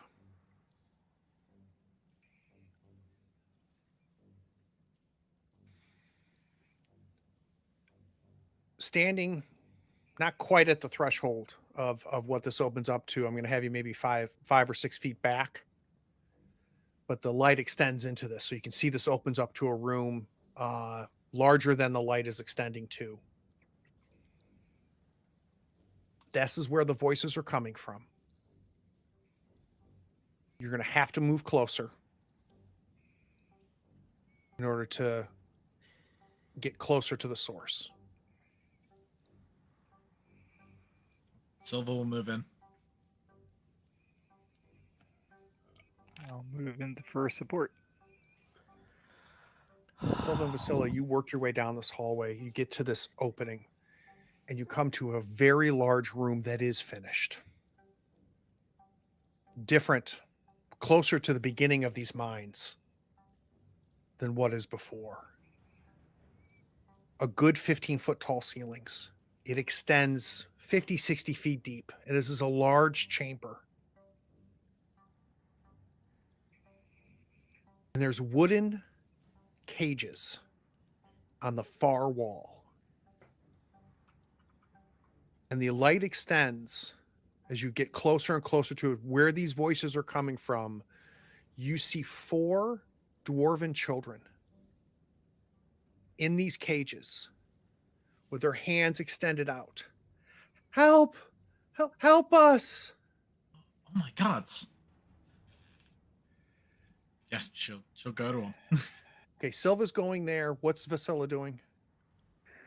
I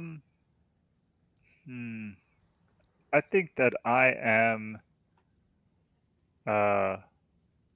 looking around the room, because that's not right. Something is wrong here. That's reaction. Driving Brian crazy, and I love it. Vasilla, you're in the room, and just instead of going towards the children, you're going to kind of explore the room a little bit. Yeah, I'm going to look around the room, I think, for sure, to look Are for you going to stay close enough to keep Silva in the light? I'm going to see if I can manipulate Silva to not go into the children by stopping the light. Okay. If that doesn't work, then I will provide the light. I'll shift my movements to keep her in the light so that she can see. But I'm going to try to herd her with like lighting. So, Silva, when the light stops, I think is when you realize why you're able to see this deep and why you're able to see these cages and these children. It didn't register before. Mm-hmm. And as you're looking on the walls, Vasilla, you're seeing this green growth that runs in veins along the ceiling, along the ground, and on the walls. This bioluminescent like moss. And it creates this almost like this light dim bluish green light that fills this room. And it's kind of when you stop using the lantern and moving the lantern that you kind of really realize that this room is lit, which is why you can see these children. It's dim though. You can see these cages. Where are Sten and Osric? Back so that I can shoot at things that are in the light. Okay. I think I'm moving towards Silva to help with these children. I know. I'm sorry. Are you though? I am. Osric less so. Mm-hmm. So Sten, I'm help me keep me oriented. So I'm basically in the pulling back. hall. And I mean, I'm probably in the room that it's opened Uh-huh. into, but basically, I want to stay back so that whatever consumes them doesn't get me in the first bite. But I can still shoot at things that are like in the illuminated area. Okay. On the other side, it's like the two of us, Vasilla in the middle with the actual light. Yeah, and you know, the Sten's big on the circle other in this side. room that is labeled trap. I'm just outside that. Just off the very edge of the top of the Right. T. Right. Okay. I didn't see that. And Vasily, you're stopping in the middle of the room so that Silva is going to have to walk outside of the light lantern. When she stops, Silva, what do you do? Continue towards these children? Yeah, I keep moving, kind of seeing that it's dimly lit. Vasilla, I need some light, please. Come on. We gotta And get these children. So Help. we're clear. Like if I were to, we can't see walls in this room because it's too big, right? No, you can, because once you stop and your eyes adjust, and you almost have to get outside of the lantern to really pick up on this bioluminescent glow that's dimly lighting the entire room. Like, was this room underwater? It appears to be. Great. Yeah, we have drips coming from the ceiling. Cool. Yep. Is this the same bioluminescence that was in the chapel? No. So those were coming almost from the crystals. This appears to be coming from organic material. Different than the mushrooms from the dwarven, like, Correct. survival cave. Glowy things. I think do I know anything about this from a demon book or from songs or anything? Like, we know that demons can be absorbed into humans, or like masquerade as humans, and they can be put into boars. Could they be turned into plant life? So the way I want to do this, if you're okay with it, Vasila, is I don't want you pulling your book out.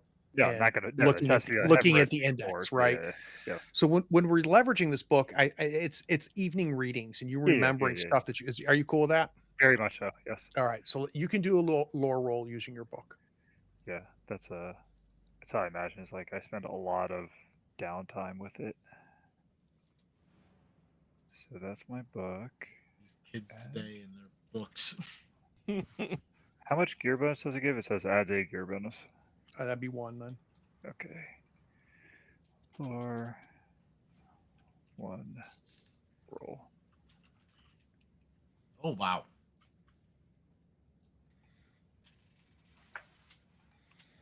Cool, I guess. No, it's not a demon. You're very sure. Oh my god, three successes! Holy crap! So sure it's not a demon. Also, pretty sure it's not a dwarf. Very sure it's not a dwarf. Definitely dwarven children. Can't you see them? Totally need rescuing. I'm gonna need a second. Yep. It's a lot of successes. Yeah. It's like my I job in guess- the party. Hurry! While before you're Silva thinking about touches the that- dwarves. Can I elaborate on Silva's like current course of action? Mhm. So Silva's dark secret is that she tries too hard to be a crowd pleaser and finds it hard to tell others no. Oh dear. So when she hears a group of children in need of help, she finds herself desperately needing to help said children. Okay, that's a good thing for us to know.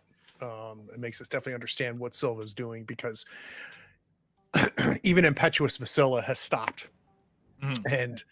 and Sten and Osric are unbelievers. And I think the only reason, if I'm understanding Osric right, the only reason he's following you is to protect you, not because he's trying to save any children. Vasila, as Silva is walking towards these children, you are remembering some of the readings from a few nights ago.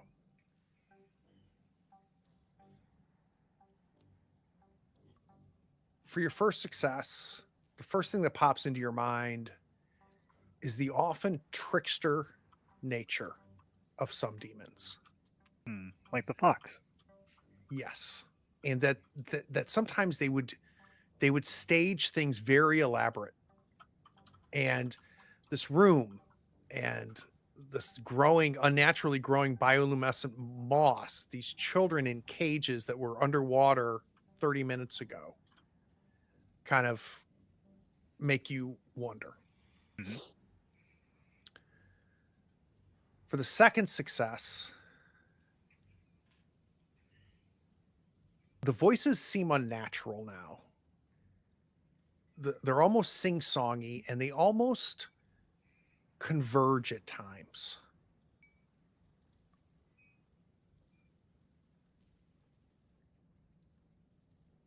Your realization on the third success happens as several other things happen. Oh no. This isn't Marga, but it sounds of her. But it's not her presence. There's a different presence. And it's everywhere. In the same way, when you first came into the chapel, you had that sense of her presence before you saw any sign of her. Do you remember that? That's Mhm. that's suddenly what you're feeling now. And Silva, as you're walking towards these children, there's got to be a part of you that is expecting half of their faces to be off and they're be zombies or something, right? They're not. They are dwarven children, emaciated and hungry, and they're now converging closer to you, and their hands are reaching out. And as you're almost within arm's reach of them, they pull back. Their arms pull back from the cages. They stop reaching for you. But then they pull back into the wall as they transform from children to a mass very similar to what you saw blocking the wall. A demonic mass very similar to what you saw the form of Marga in. So we see them pull back and slide into the cracks of the wall. Sten, behind you, you hear noise. You turn around just in time to see the hallway sealed. Damn In the it. same way as that black mass was sealing, and it was Marga. And we're starting to see tendrils coming up from the ground, through cracks forming from the walls and from the ceiling.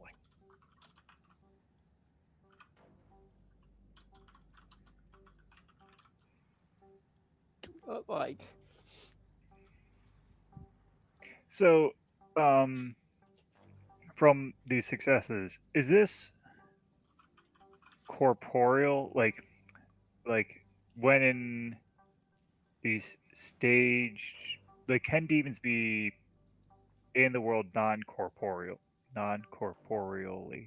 They can be, but that's not what this is. These things, these tendrils are here. This seeping in from the walls, this closing in, this is, again, and I don't know how you know this, but you know this isn't her. Mhm. But this is like her. It's of her. So it's like maybe a different way to explain the feeling is it's like if you know like a plant like makes a seed or like a chunk of a spider plant, you can cut it off and replant it and then it's like a different spider plant but from the same spider plant. Is it like a transplant like that, or is it No, like a different spider plant entirely? it's like two of the same plant.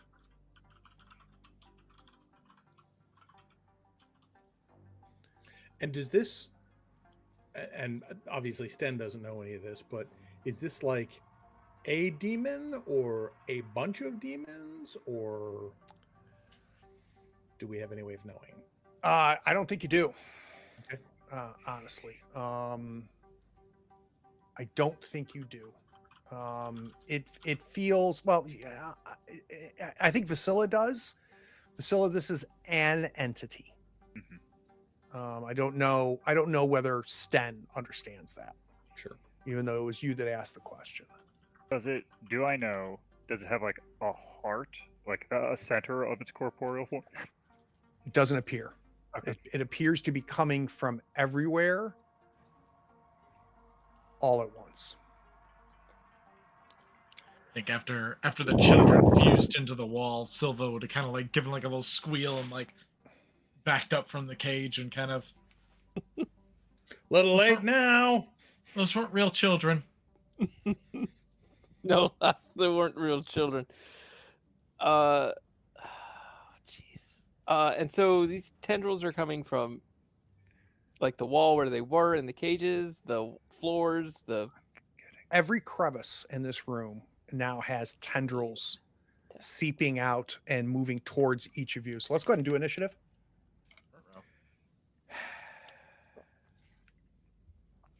The good news is you don't have to use a fast action to attack this because it's everywhere. Yeah, the initiative thing seems to have gone away. You don't have, if you go to the combat and hit the little die, you don't see the dice. I go to the combat. Oh, okay. That's not where I was doing it before, but okay, Yep. that works. Cool. So we got a 4 from Ostrich, a 7 from Sten.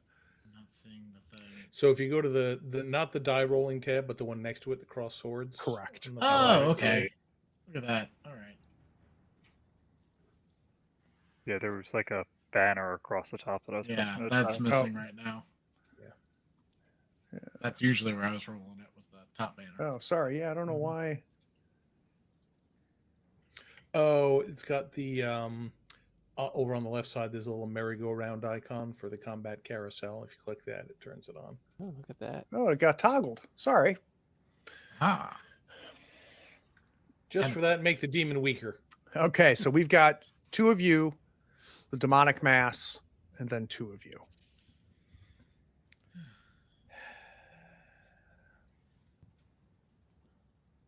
Oh. Who's going first? And what are we doing? Okay, I'm going to go early, I think. Okay. That is all right You're with gonna sing us a everyone. song. Piano Man, I sure am. All right, so let me swap you with Silva.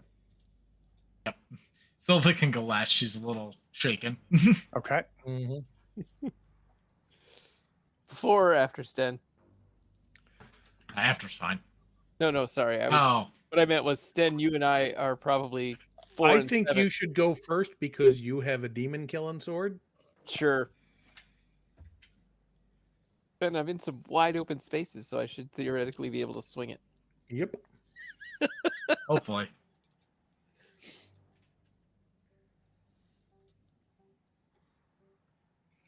Frostbite.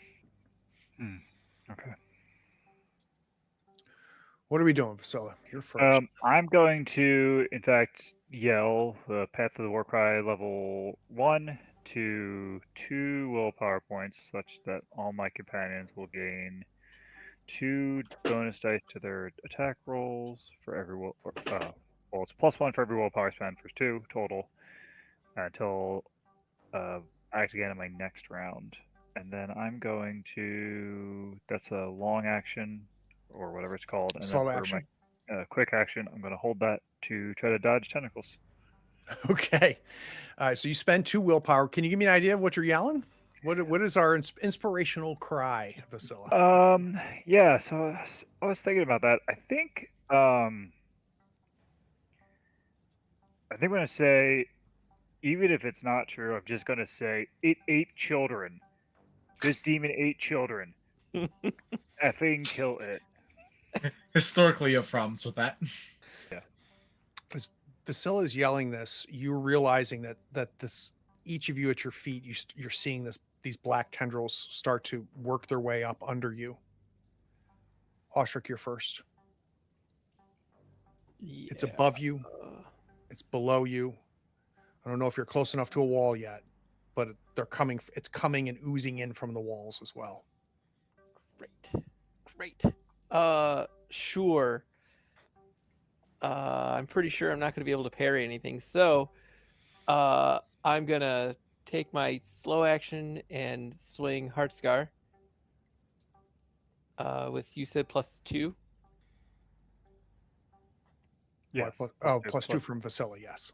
So I have +1 from Axe Fighter, +2 from Vasilla. And we will swing at a nearby tendril. Mm-hmm.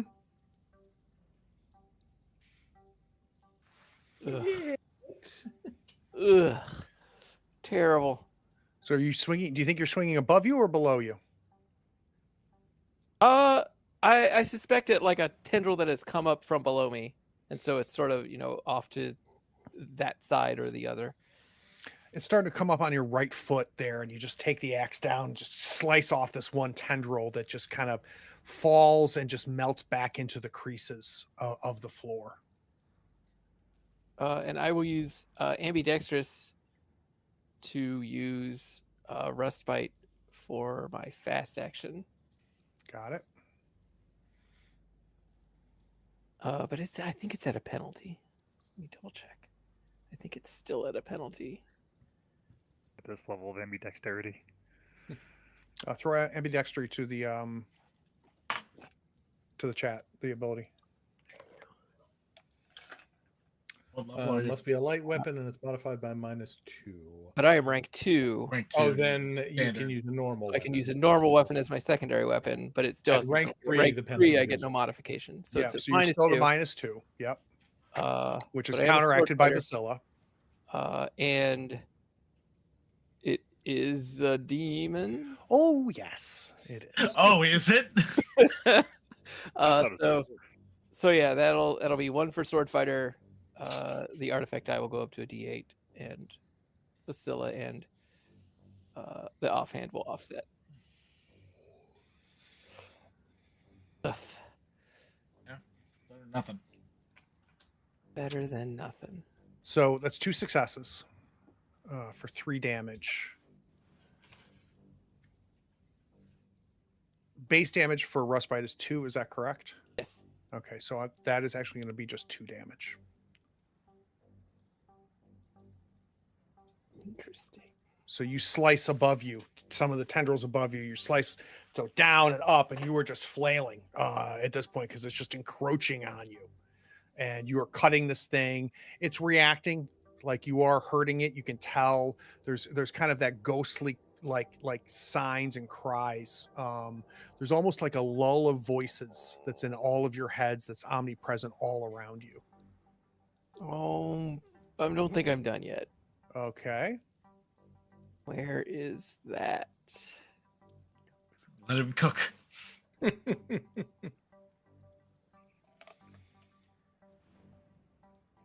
There we go. Path of the Blade, rank 2. Lets me spend willpower after I've used all my actions to make an additional attack. Okay. So how much willpower? It says it costs 1. I Yeah. don't know if I can do it more than once. It says a willpower. I would assume not. Yeah, it's that could get a little broken.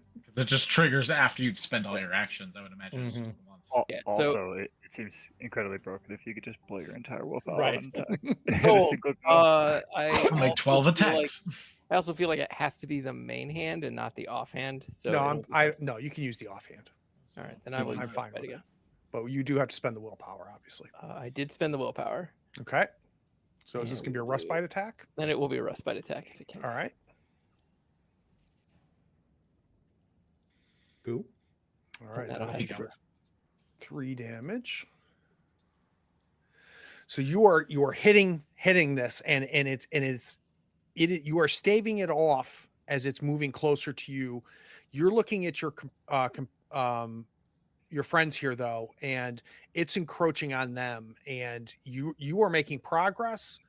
We're not seeing progress being made yet from any of them. Mhm. So as much as you are trying to get this off of you and away from you and closing in on you, you are also seeing in your periphery in front of you and that it's happening to everybody.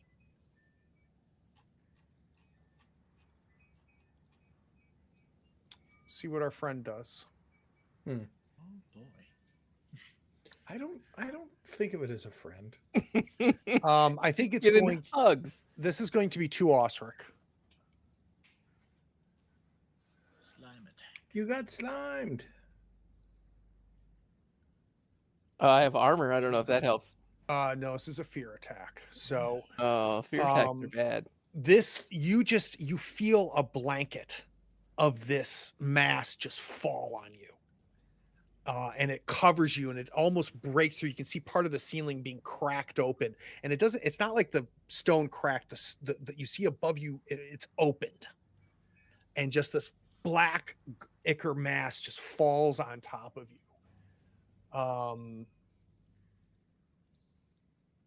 Counts as a fear attack with 6 base dice, and the adventurer gets a -2 penalty to move for the remainder of the battle. So you're at a -2 move, Great. and I need you to take 1 damage. Is that strength damage It or would be fear damage. Does crap. wits? I want to say it's a wits damage. Yeah, let's mark it wits, and if you could look at it, Jim, as we continue on. On it. If you go to the index, Fear. look up fear, you'll I find will it. do that. All right, I've got Sten and Silva. Damage to wits is fear, panic, and confusion. Okay. Got it. So it'll be a wits damage. Great. All right. So You see Osric just covered in this stuff now, Sten. yeah. Well, here's Yeah. the thing. Sten heard somebody say demon, and heard somebody say, and by somebody I mean Vasilla, this thing ate children. So that gets to trigger my dark secret, Nice. which is the old So scar much of he that. has from the thing that ate his wife and child. Oh no. So yeah, so his face just kind of goes stone, Mm. and he just starts putting arrows into the biggest pieces of this thing he can find. Beautiful. And I know there's XP from your dark secrets. Is there anything else that happens mechanically? Not unless you feel like giving some. Okay, no, not at Yeah. this point. That's fair. That's fair. All right, so there's sharpshooter and 2 dice from Vasi, and the artifact die from being awesome. That's a lot of dice. It is a lot of dice. Only 2 damage though. Which turns into 1 damage. Boo. So you see the first arrow go into the mass, and it causes a tendril to retreat from above you, kind of ahead of you. I'm not going to, unless you were doing it close to you, Sten, I'm not going to give you the -1 penalty for shooting at something near. Cool. I appreciate that. Yep. And then I'm just going to do it again.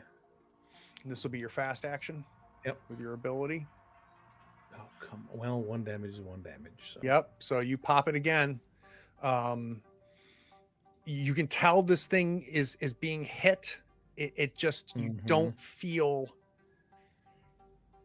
like you're making progress though at the same time. Yeah. Silva? Exactly. I think Silva kind of lets out another kind of scream, and she just starts swinging her stick like a bat. So we're gonna swing the Clay's Guardian. And Sure wish we had a wizard. Fireball. No kidding. Like, I would love to Plus just have a 2. torch. Just a torch to throw at this thing. Just, bonk. Well, oh. Wow. For me helping you all out, you're doing a particularly not great I job. am- compared to your normal Since color this self. is as good as it's gonna get, I'm gonna go ahead and push it. sure. She's panicking. This seems like a panic-worthy time. There you go. Oh, Yikes. It So hurts. 1 damage but to it hurts Clay's back. Guardian, 2 damage to Strength, 3 total damage turns into 2 total damage. The first swings are panic swings, Silva. You're not touching or hitting anything. When this thing finally grabs onto part of your arm, I think is when you just fully just hit it with this thing and cut one of the tendrils off, and it falls like a melted milkshake and just seeps back into the crevices on the ground. You are panicked, you are angry. What else are you feeling right now? yeah, just fear. It feels a bit of embarrassment deep in the backside of, oh, that was an obvious trap. Why am I like this? What about the 1 wit damage you're taking? Oh. I think that's all part of it. It's just like, I got us into this fight. What a fool I am. Oh, so the wits damage isn't even from killing a thing; it's just from. I think it's making just the hitting. attack? I'm not Oh, supposed to hit. geez. I'm not supposed to hit with this thing. That's awful. It guards Clay. It doesn't beat up Clay. It's a I parry. assume we and don't want stick. Vasilla going first. Correct. I will I go last. agree with that assumption. Who do you? So are we swapping Osric and Vasilla? I think we Or- shift everyone. So Vasilla goes in front. Sten pops up. Yeah, in I'll that go to front A. bracket. My bad. Let's see Yeah. here. Yeah. And then we just move everyone down. Rotate.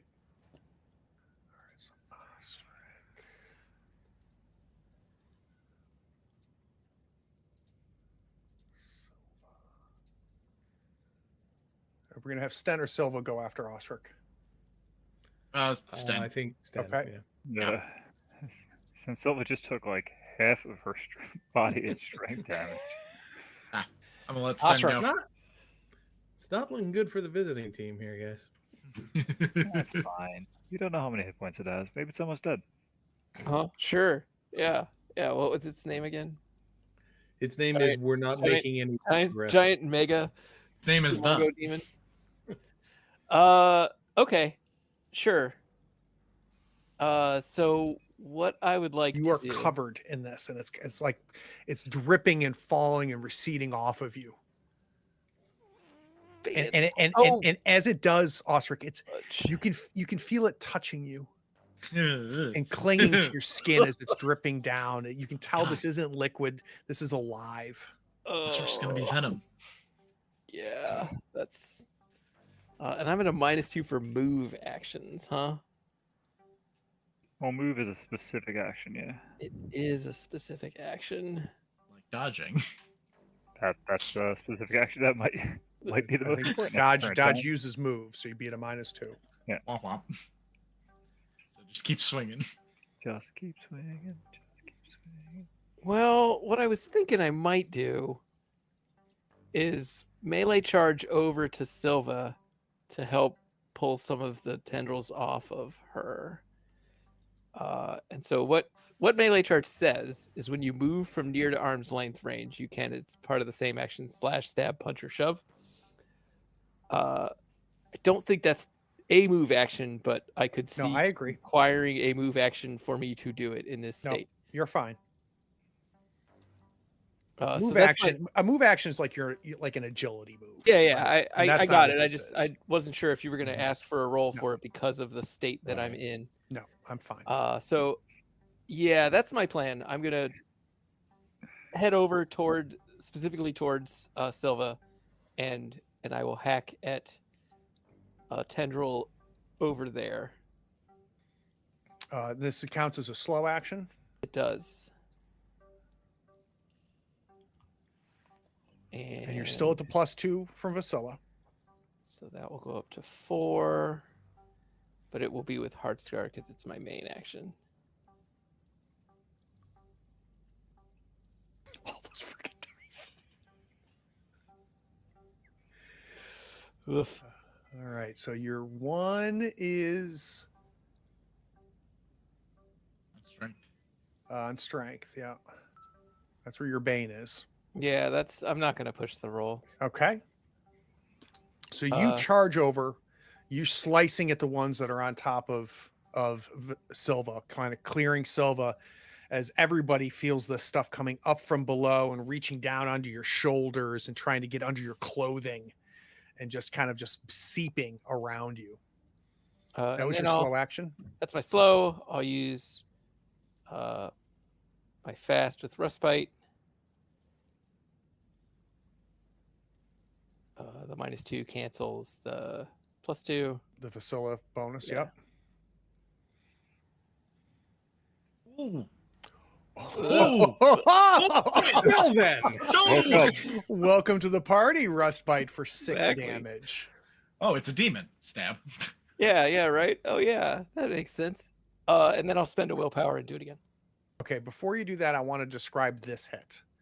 And I want to understand what happens. You charge you cut with the axe, it pulls some of it off of Silva, but something happens with this attack from Rustbite that has a significant impact here. What is that? So I imagine that it has to be like a larger chunk of tendril, like it's something has, Maybe wrapped around her waist at this point? like a bigger piece of it. I don't want to say it's its head or anything, but like a larger tendril has come up and that's given him a place to actually let the sword bite, as opposed to like these sort of arm tendrils are sort of like they get sliced off and they kind of flop along, and then they're just like fingertips. But this was a meatier, bigger piece of it, and I think he just was able to find that spot and basically get the sword right, gouged into the side of it. All right, let's spend the willpower. Spent the willpower, and we will Rustbite it up again. Do that. We'll do that. And we'll do that. And we'll settle for 2. Yeah, similar type as the first hit from Heartscar, right? You're just cutting away as it's receding back from Silva. It's still coming up now onto you, as well as everybody else. Sten. So, just to clarify, we haven't seen anything that resembles a head or a body of this thing, right? It's just There all there is tentacles all the way seems down. nothing central about this. The Okay. only thing I think everybody gets a sense of is the coordinated nature of this thing. Mhm. Makes you not you'll get a sense that you are fighting demons. So it's That all this coming from a single brain. that's what it feels like. Okay. Um. Also, the damage reduction we've had, that doesn't feel like armor, right? It does not anything that Okay. you can bypass. Okay, cool. In that case, yeah, Spen is just kind of dodging and ducking like an old dervish as he takes shots at whatever he thinks he can get a shot at. So I repeat the process. Got my Vasilla bonus. Got my sharpshooter bonus. Got my artifact bonus. Oh, Maybe I found a head. Who knows? whoa, whoa! They woke up. Goddamn! The dice finally woke up. Yes, yes, they did. That's 2 6s on your agility, Uh-huh. 4 on marksmanship, Mm-hmm. That's where it's at. and Did I then mention that children eating demons makes me angry? 2 more from the artifact. Mm-hmm.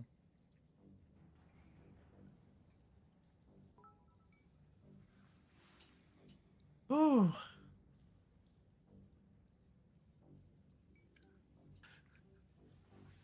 This is your action, so you tell me if any of this is wrong, Sten. I'm imagining a flurry of arrows. Mm-hmm. We know mechanically you can get 2 or 3 off, right? Right. But we're seeing something very, very different. Maybe somewhat inspired by the progress and the movement you saw from Osric at happening almost simultaneously, where he obviously cut it off, and you felt a retreat off the walls and off the ceiling. Like, this thing can be fucking hurt, right? Mhm. And Osric just showed me that, and I may not have a rust bite.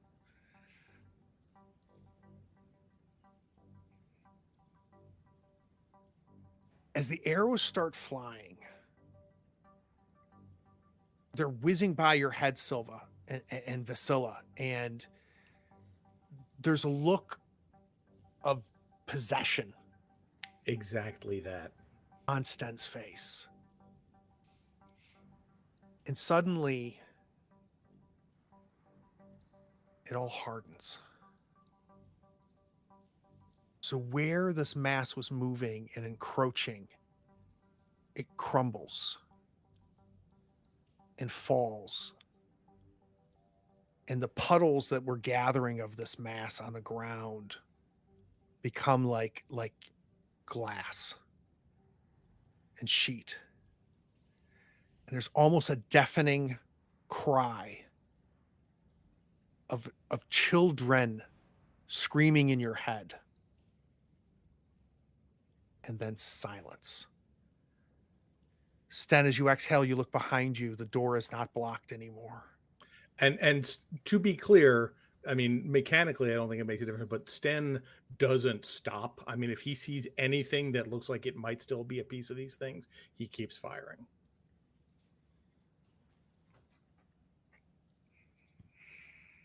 Combat's over.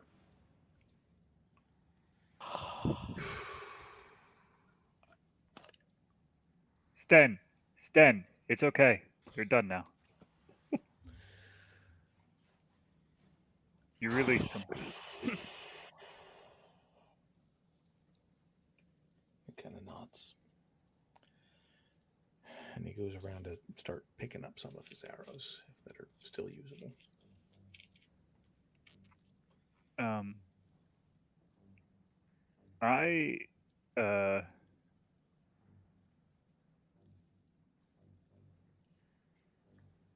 Yeah. So I guess I'm going to go and like spend a couple minutes with both Osric and Silva, just like talking quietly with them. Nothing like particularly impressive. Just like, how you doing? You doing all right? You pulled your shoulder out here. Silva's kind of gone a little quiet as well. She's clearly upset. Yeah. And She'll so I guess respond this is to- like a point where Dave is like not like I would leave people alone and just let them like I'd give them like a hug, like I'd give them like a hug on, like I'd give them a hug and like let them be upset. Is that not what Basila's gonna do? Well, but Vasila has a 6 in empathy, right? And like you Yeah, guys yeah. just got like emotionally abused. So in my head, Vasila just does for you specifically whatever you need in that moment to like re-equilibrate. I think can't Silva, like it takes a minute, but she kind of she opens back up a little bit and is kind of, I'm all right. Yeah, and I think You fine. Osric, puts his hand on your shoulder and says, "Thank you, lass. Thank you." What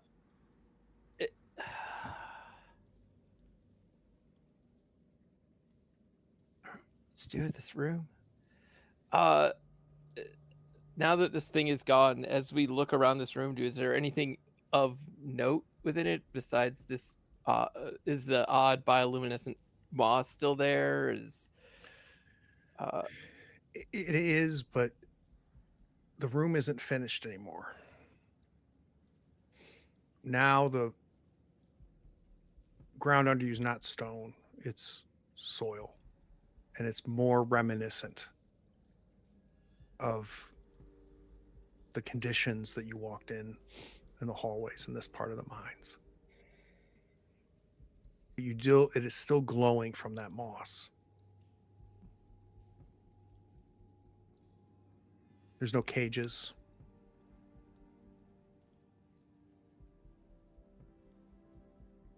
There's no other exit out of here, right? Just the way we came in. All right, let's go. Yeah.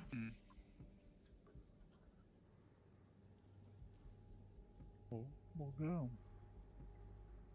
Kind of gathering together, and you start to work your way back to this door, not blocked anymore by this mass. And you hear something that you have heard twice now before. And that's large movement behind the walls.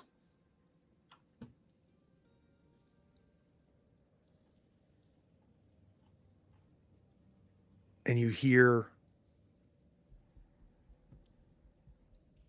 something forcing its way in on one of those walls. God damn it. And you hear in that same direction a voice, but it's not a child's voice. It's somehow an adult's voice. And she says, "Wait."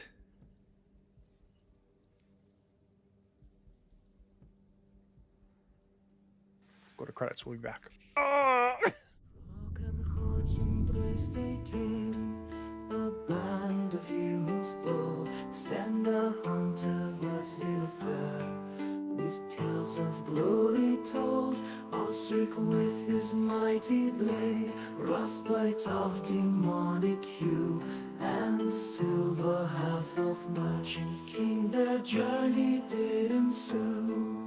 Silver trades and secrets hold a smile upon her face, while Osric swings his fearsome sword in battle's fierce embrace. Through Raven's land they wander in search of ancient stones, to free the land from darkness where evil's a terror roams.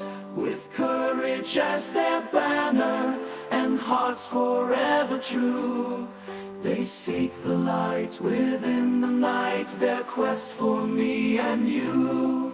Stern the hunter tracks the beast with arrows swift and sure. Vasila sings of battles past, her voice a magic cure. In ancient halls where echoes dwell, they found a mystic sign. The stones of elves a guiding light, within their hearts align. But Zaitaral with eyes of fire, her wrath upon them fell. Yet undeterred they pressed ahead through fire, storm, and spell.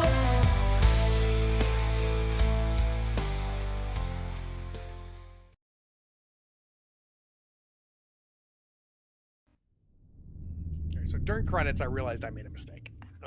I don't think it That would have never changed. happens, Chris. I don't think it would have changed the outcome, but I want to explain it because for those of you that are looking at this demonic mass are like going like, "What the hell is Craig doing?"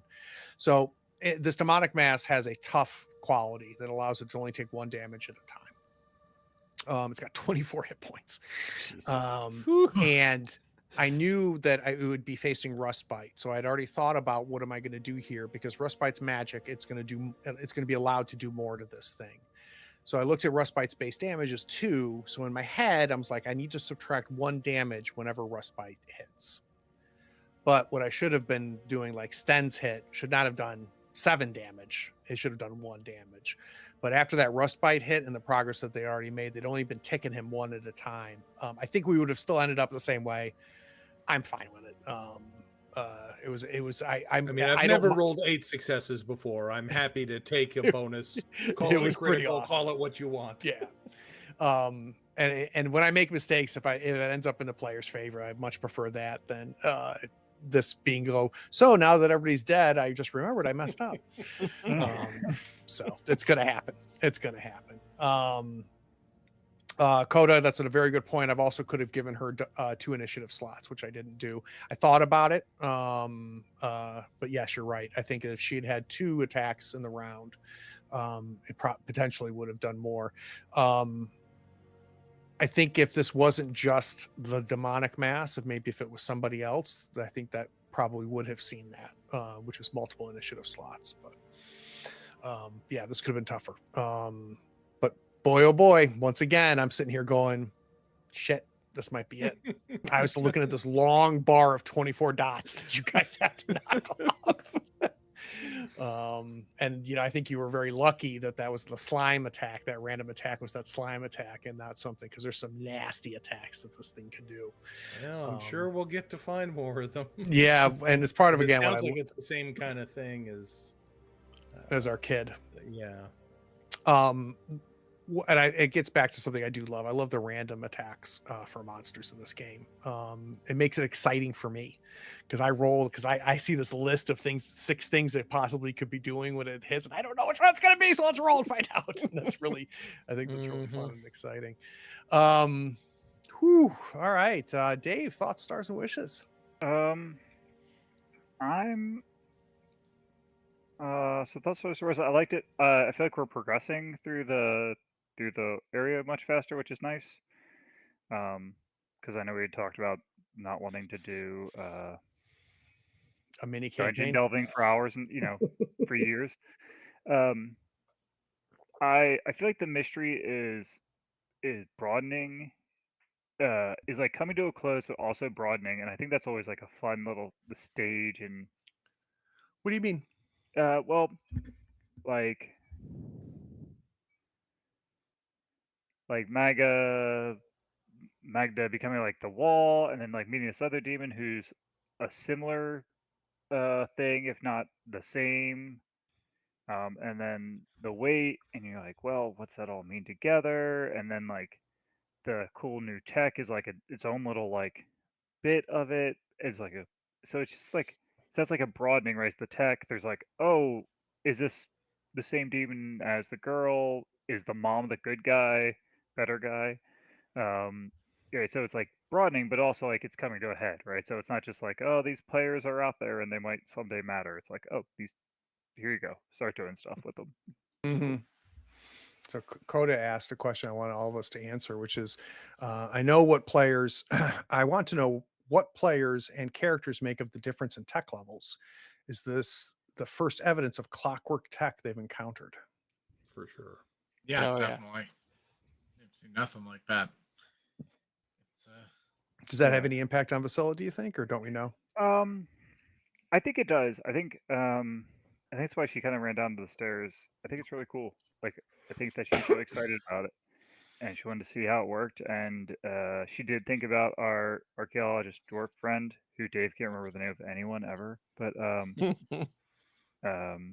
maybe think of her and like maybe like wonder about like what else can I learn and about this and like what kind of things were lost in the blood mist in a way that hadn't, right? Because we had like a lot of like social degradation we've seen, I would say, but not like tech degradation. Yep. And so that was neat, Yeah, this suddenly becomes like ancient tech in its own right? way, right? Which is kind of cool. Yeah, and, like they found a lot of like gems and metal, and they like to put this all together is kind of amazing. And yeah, it just really, you know, in a big old scary world with lots of crazy things that used to happen, it's like, oh, well, that's Question yeah. for you, Dave: Is doing this without a map and theater of the mind, is it working, or do Yeah. you think it is?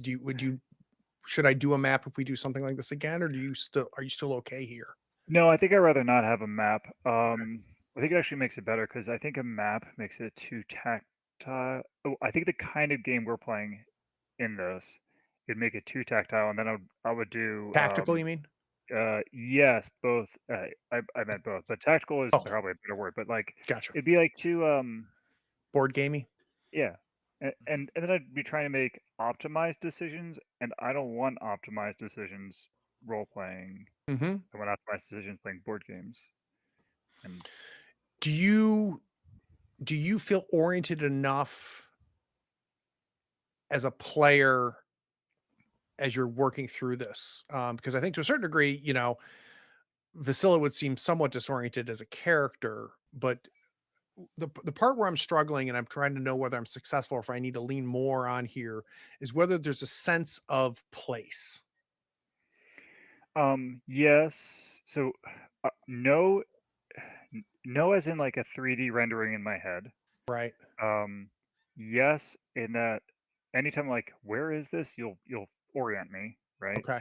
So I think that being able to freely go back and forth across the table and be like, wait, what? Mm-hmm. And like, oh well, this is where you are, or this is what happened. And I think having the touch points, like Osric's door, like across the chasm, right? I think is like a good was one of the first points where I stopped being just like, we're going down, Mm-hmm. hashtag down. It's like, oh, okay, this is like goes together in places, and the water slide that we saw, makes sense together, and it's like a reasonably constructed as much Gotcha. as I know about mining.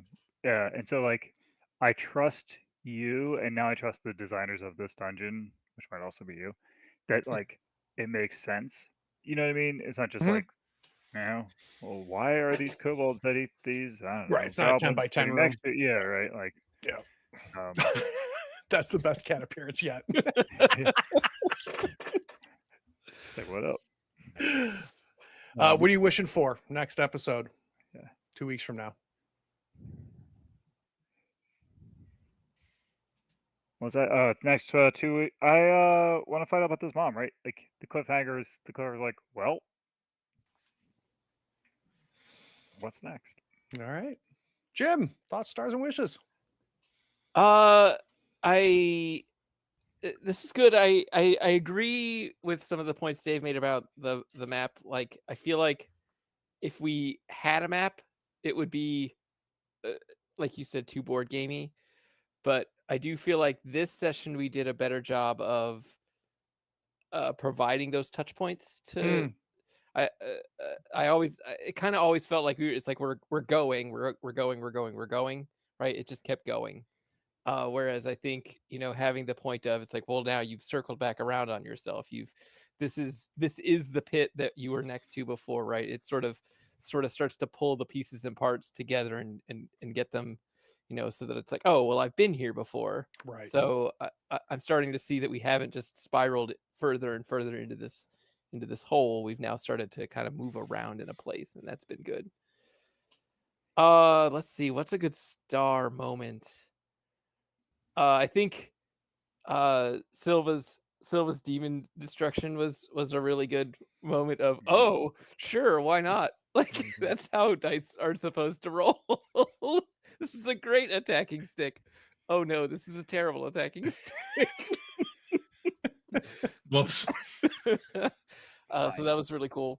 And for wishes, I also would like to find out if it turns out that the mom is the less baddie, or if like it's something else different around the space. Like what's going on with this now adult voice that's telling us to stay here.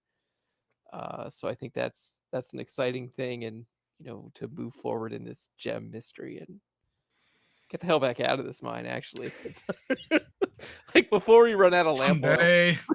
Oh, Run out of I have 8 willpower. We ain't never run out of lamp oil. Unless we're gonna be down here for 8 more quarter days. Uncle Sten. Ryan, what are you thinking? Well, as far as the commentary on the map goes, I don't want a battle map. This is not the kind of game that wants that. Brian's brain works in such a way that I currently have no idea where anything in this mine is in Sure. relationship to anything else. So I would personally like to have, just even a rough map of here's the main shaft, here's the slide down you did to find the dwarves, here's where this stuff is, just to give me some of that. That Yeah. said, it doesn't make a difference in play because you, Craig, are very good about saying, well, you know how to get there from here. So you do that. So it doesn't affect me mechanically. It's just something that would make my particular brand of Yep. crazy happy. The machinery I think is cool. I think Sten just figures that's dwarf stuff. That must be what dwarves do. I mean, he's really curious about what the metal is. That does. I mean, have the dwarves invented stainless steel? That would be pretty cool. But yeah, as far as it's like that's the kind of thing that dwarves must do, I guess. As far as stars go, it was just kind of a confluence of things, but I think having Osric and Sten do those enormous hits back to back, even though one of them technically didn't really count, that was just a great moment. That as cruel as the dice can be in Forbidden Lands, sometimes you get some epic stuff like that, which I think was really good. And then as far as wishes, while this has certainly been our most entertaining trip into the mines so far, I'm kind of glad that we're encountering the mom now, because I think that means we're kind of getting towards the end game. You're running out of mine, I can tell you. I don't want to spend another 6 months of real world time in this mine. Yeah. For sure. Last but not least, Nathan. That's me. It's me. It's a me. Yeah, I guess points on. I'm pretty much in agreement with everyone on map stuff. I'm probably closer to Brian's boat, where like having a vague outline of where things are would be nice, but it's not required. I can live without it. I've tried to figure out how I would do that, and to Coda's point, this is not a flat graph paper. I know there's stuff. It's isometric. Oh yeah. A little much. Because I think I'm closer to you and Brian too, if I was a player, and I just don't know. I just couldn't figure out how I would do it. Yeah. And that's fine. Yeah. As far as the dwarven tech, too god awful, but it could be better, I think. As far as the dwarven tech, I think as far as like Silva goes, I mentioned like she finds that very interesting, especially given she probably would have interacted with dwarves and heard stories maybe, and this is like confirmation, and probably beyond confirmation. I don't know if she has like grand ideas on selling the technology. Like that might be a bit beyond her station. You're taking gears and putting it in her pack. But like, somebody will have a use for this. Maybe 10 or 20 years down the road, we've got motorized carriages or something. Not that she'd want to get rid of her trusty mule, but right. My general thoughts, I mean, yeah, like it was enjoyable seeing an obvious trap and like having a reason I had to like really investigate it, because like I heard that, I'm like, oh no, someone's gotta push towards this thing, and I think love that. It makes sense. Like I love characters that have things that make it complicated. I don't want to, but I think Silva absolutely would. Yeah. Stars, kind of in relation to the big epic Frostbite hit, Sten hit, is Osric coming over to protect me, and I feel like that was cool. That kind of naturally flows into I'm here to protect, and I, best defense is a good offense. Yeah. And then wishes, less, I guess, both a wish and kind of a gamble. Like the tomb section of this dungeon feels unresolved, and that really feels like. Again, I'm not saying we need to go there, but I will not be surprised if we end up there. I will not be surprised. Oh, That's all I'm saying. with no I magic, he's gave gonna tell us Jim that the it's other terrible. the other door. That's not going to be enough, though, huh? Want everything resolved. There apparently. it was definitely a room I wanted to go in the first time, but You want to oh, man. 100% this mine. Yeah, gotta get all the achievables. All right. So in 2 days on Saturday, we return back to 1888, Gothic England. We are in a mansion owned by Randolph Churchill. That is Winston Churchill's father. We have got 4 characters that are in this place and a lot going on. If you dig Gothic horror, I think we're doing it. I think we are really doing a very good job of giving tribute to this genre. The table is incredible. It's for what I consider some of the best players, not only on this channel, but I think doing APs right now, period. Shiver's a great system. We're having a great time with it. I don't know what's going to happen on Saturday, and I cannot wait to find out. We left things, they figured out a lot last episode. But I think in some ways they answered some questions and it opened up a whole new set of questions as far as what's going to be next. And then something that I'm really looking forward to is a week from today, which is us doing a true one shot. It's going to be just one session of a game that I have done a flip through for, if you want to go find it. And the game is called Something is Wrong with This House. And it is a horror game where a family moves into a house and it is full of bad things. The players get to be those bad things. So the players have a list of monsters and creatures and demons and ghosts that they can pick from. And their job is to get this family out of this house in one night. I get to play the family. They get to play the monsters. And this is a game that it's a zine, which means there's a lot of room for how you want to run it. I think this could be run comedy, kind of Ghostbustery. That's not how we're going to do it. We are going to go full Shining, Poltergeist, just really take the time to together to tell a really, hopefully, like very cinematic horror movie story. So that's going to be a week from today, and then we'll be back here again in 2 weeks. Love seeing you guys. Talk soon. Thanks.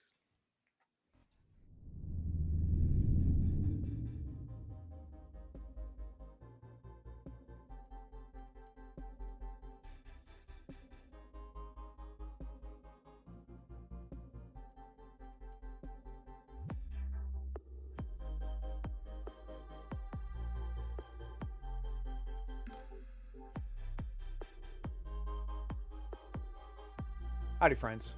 Thank you for watching. All our content is archived and organized in playlists on the Third Floor Wars YouTube channel. Check it out. And if you could like, follow, subscribe, and even set your notifications to this channel on YouTube and Twitch, we'd appreciate it, and it'll make sure that you catch all of our content. I talk with creators, designers, and experts across the gaming landscape in every episode of our podcast, Tabletop Talk.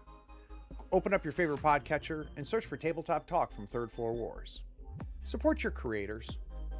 They make the content you love, and it's your support that makes it happen.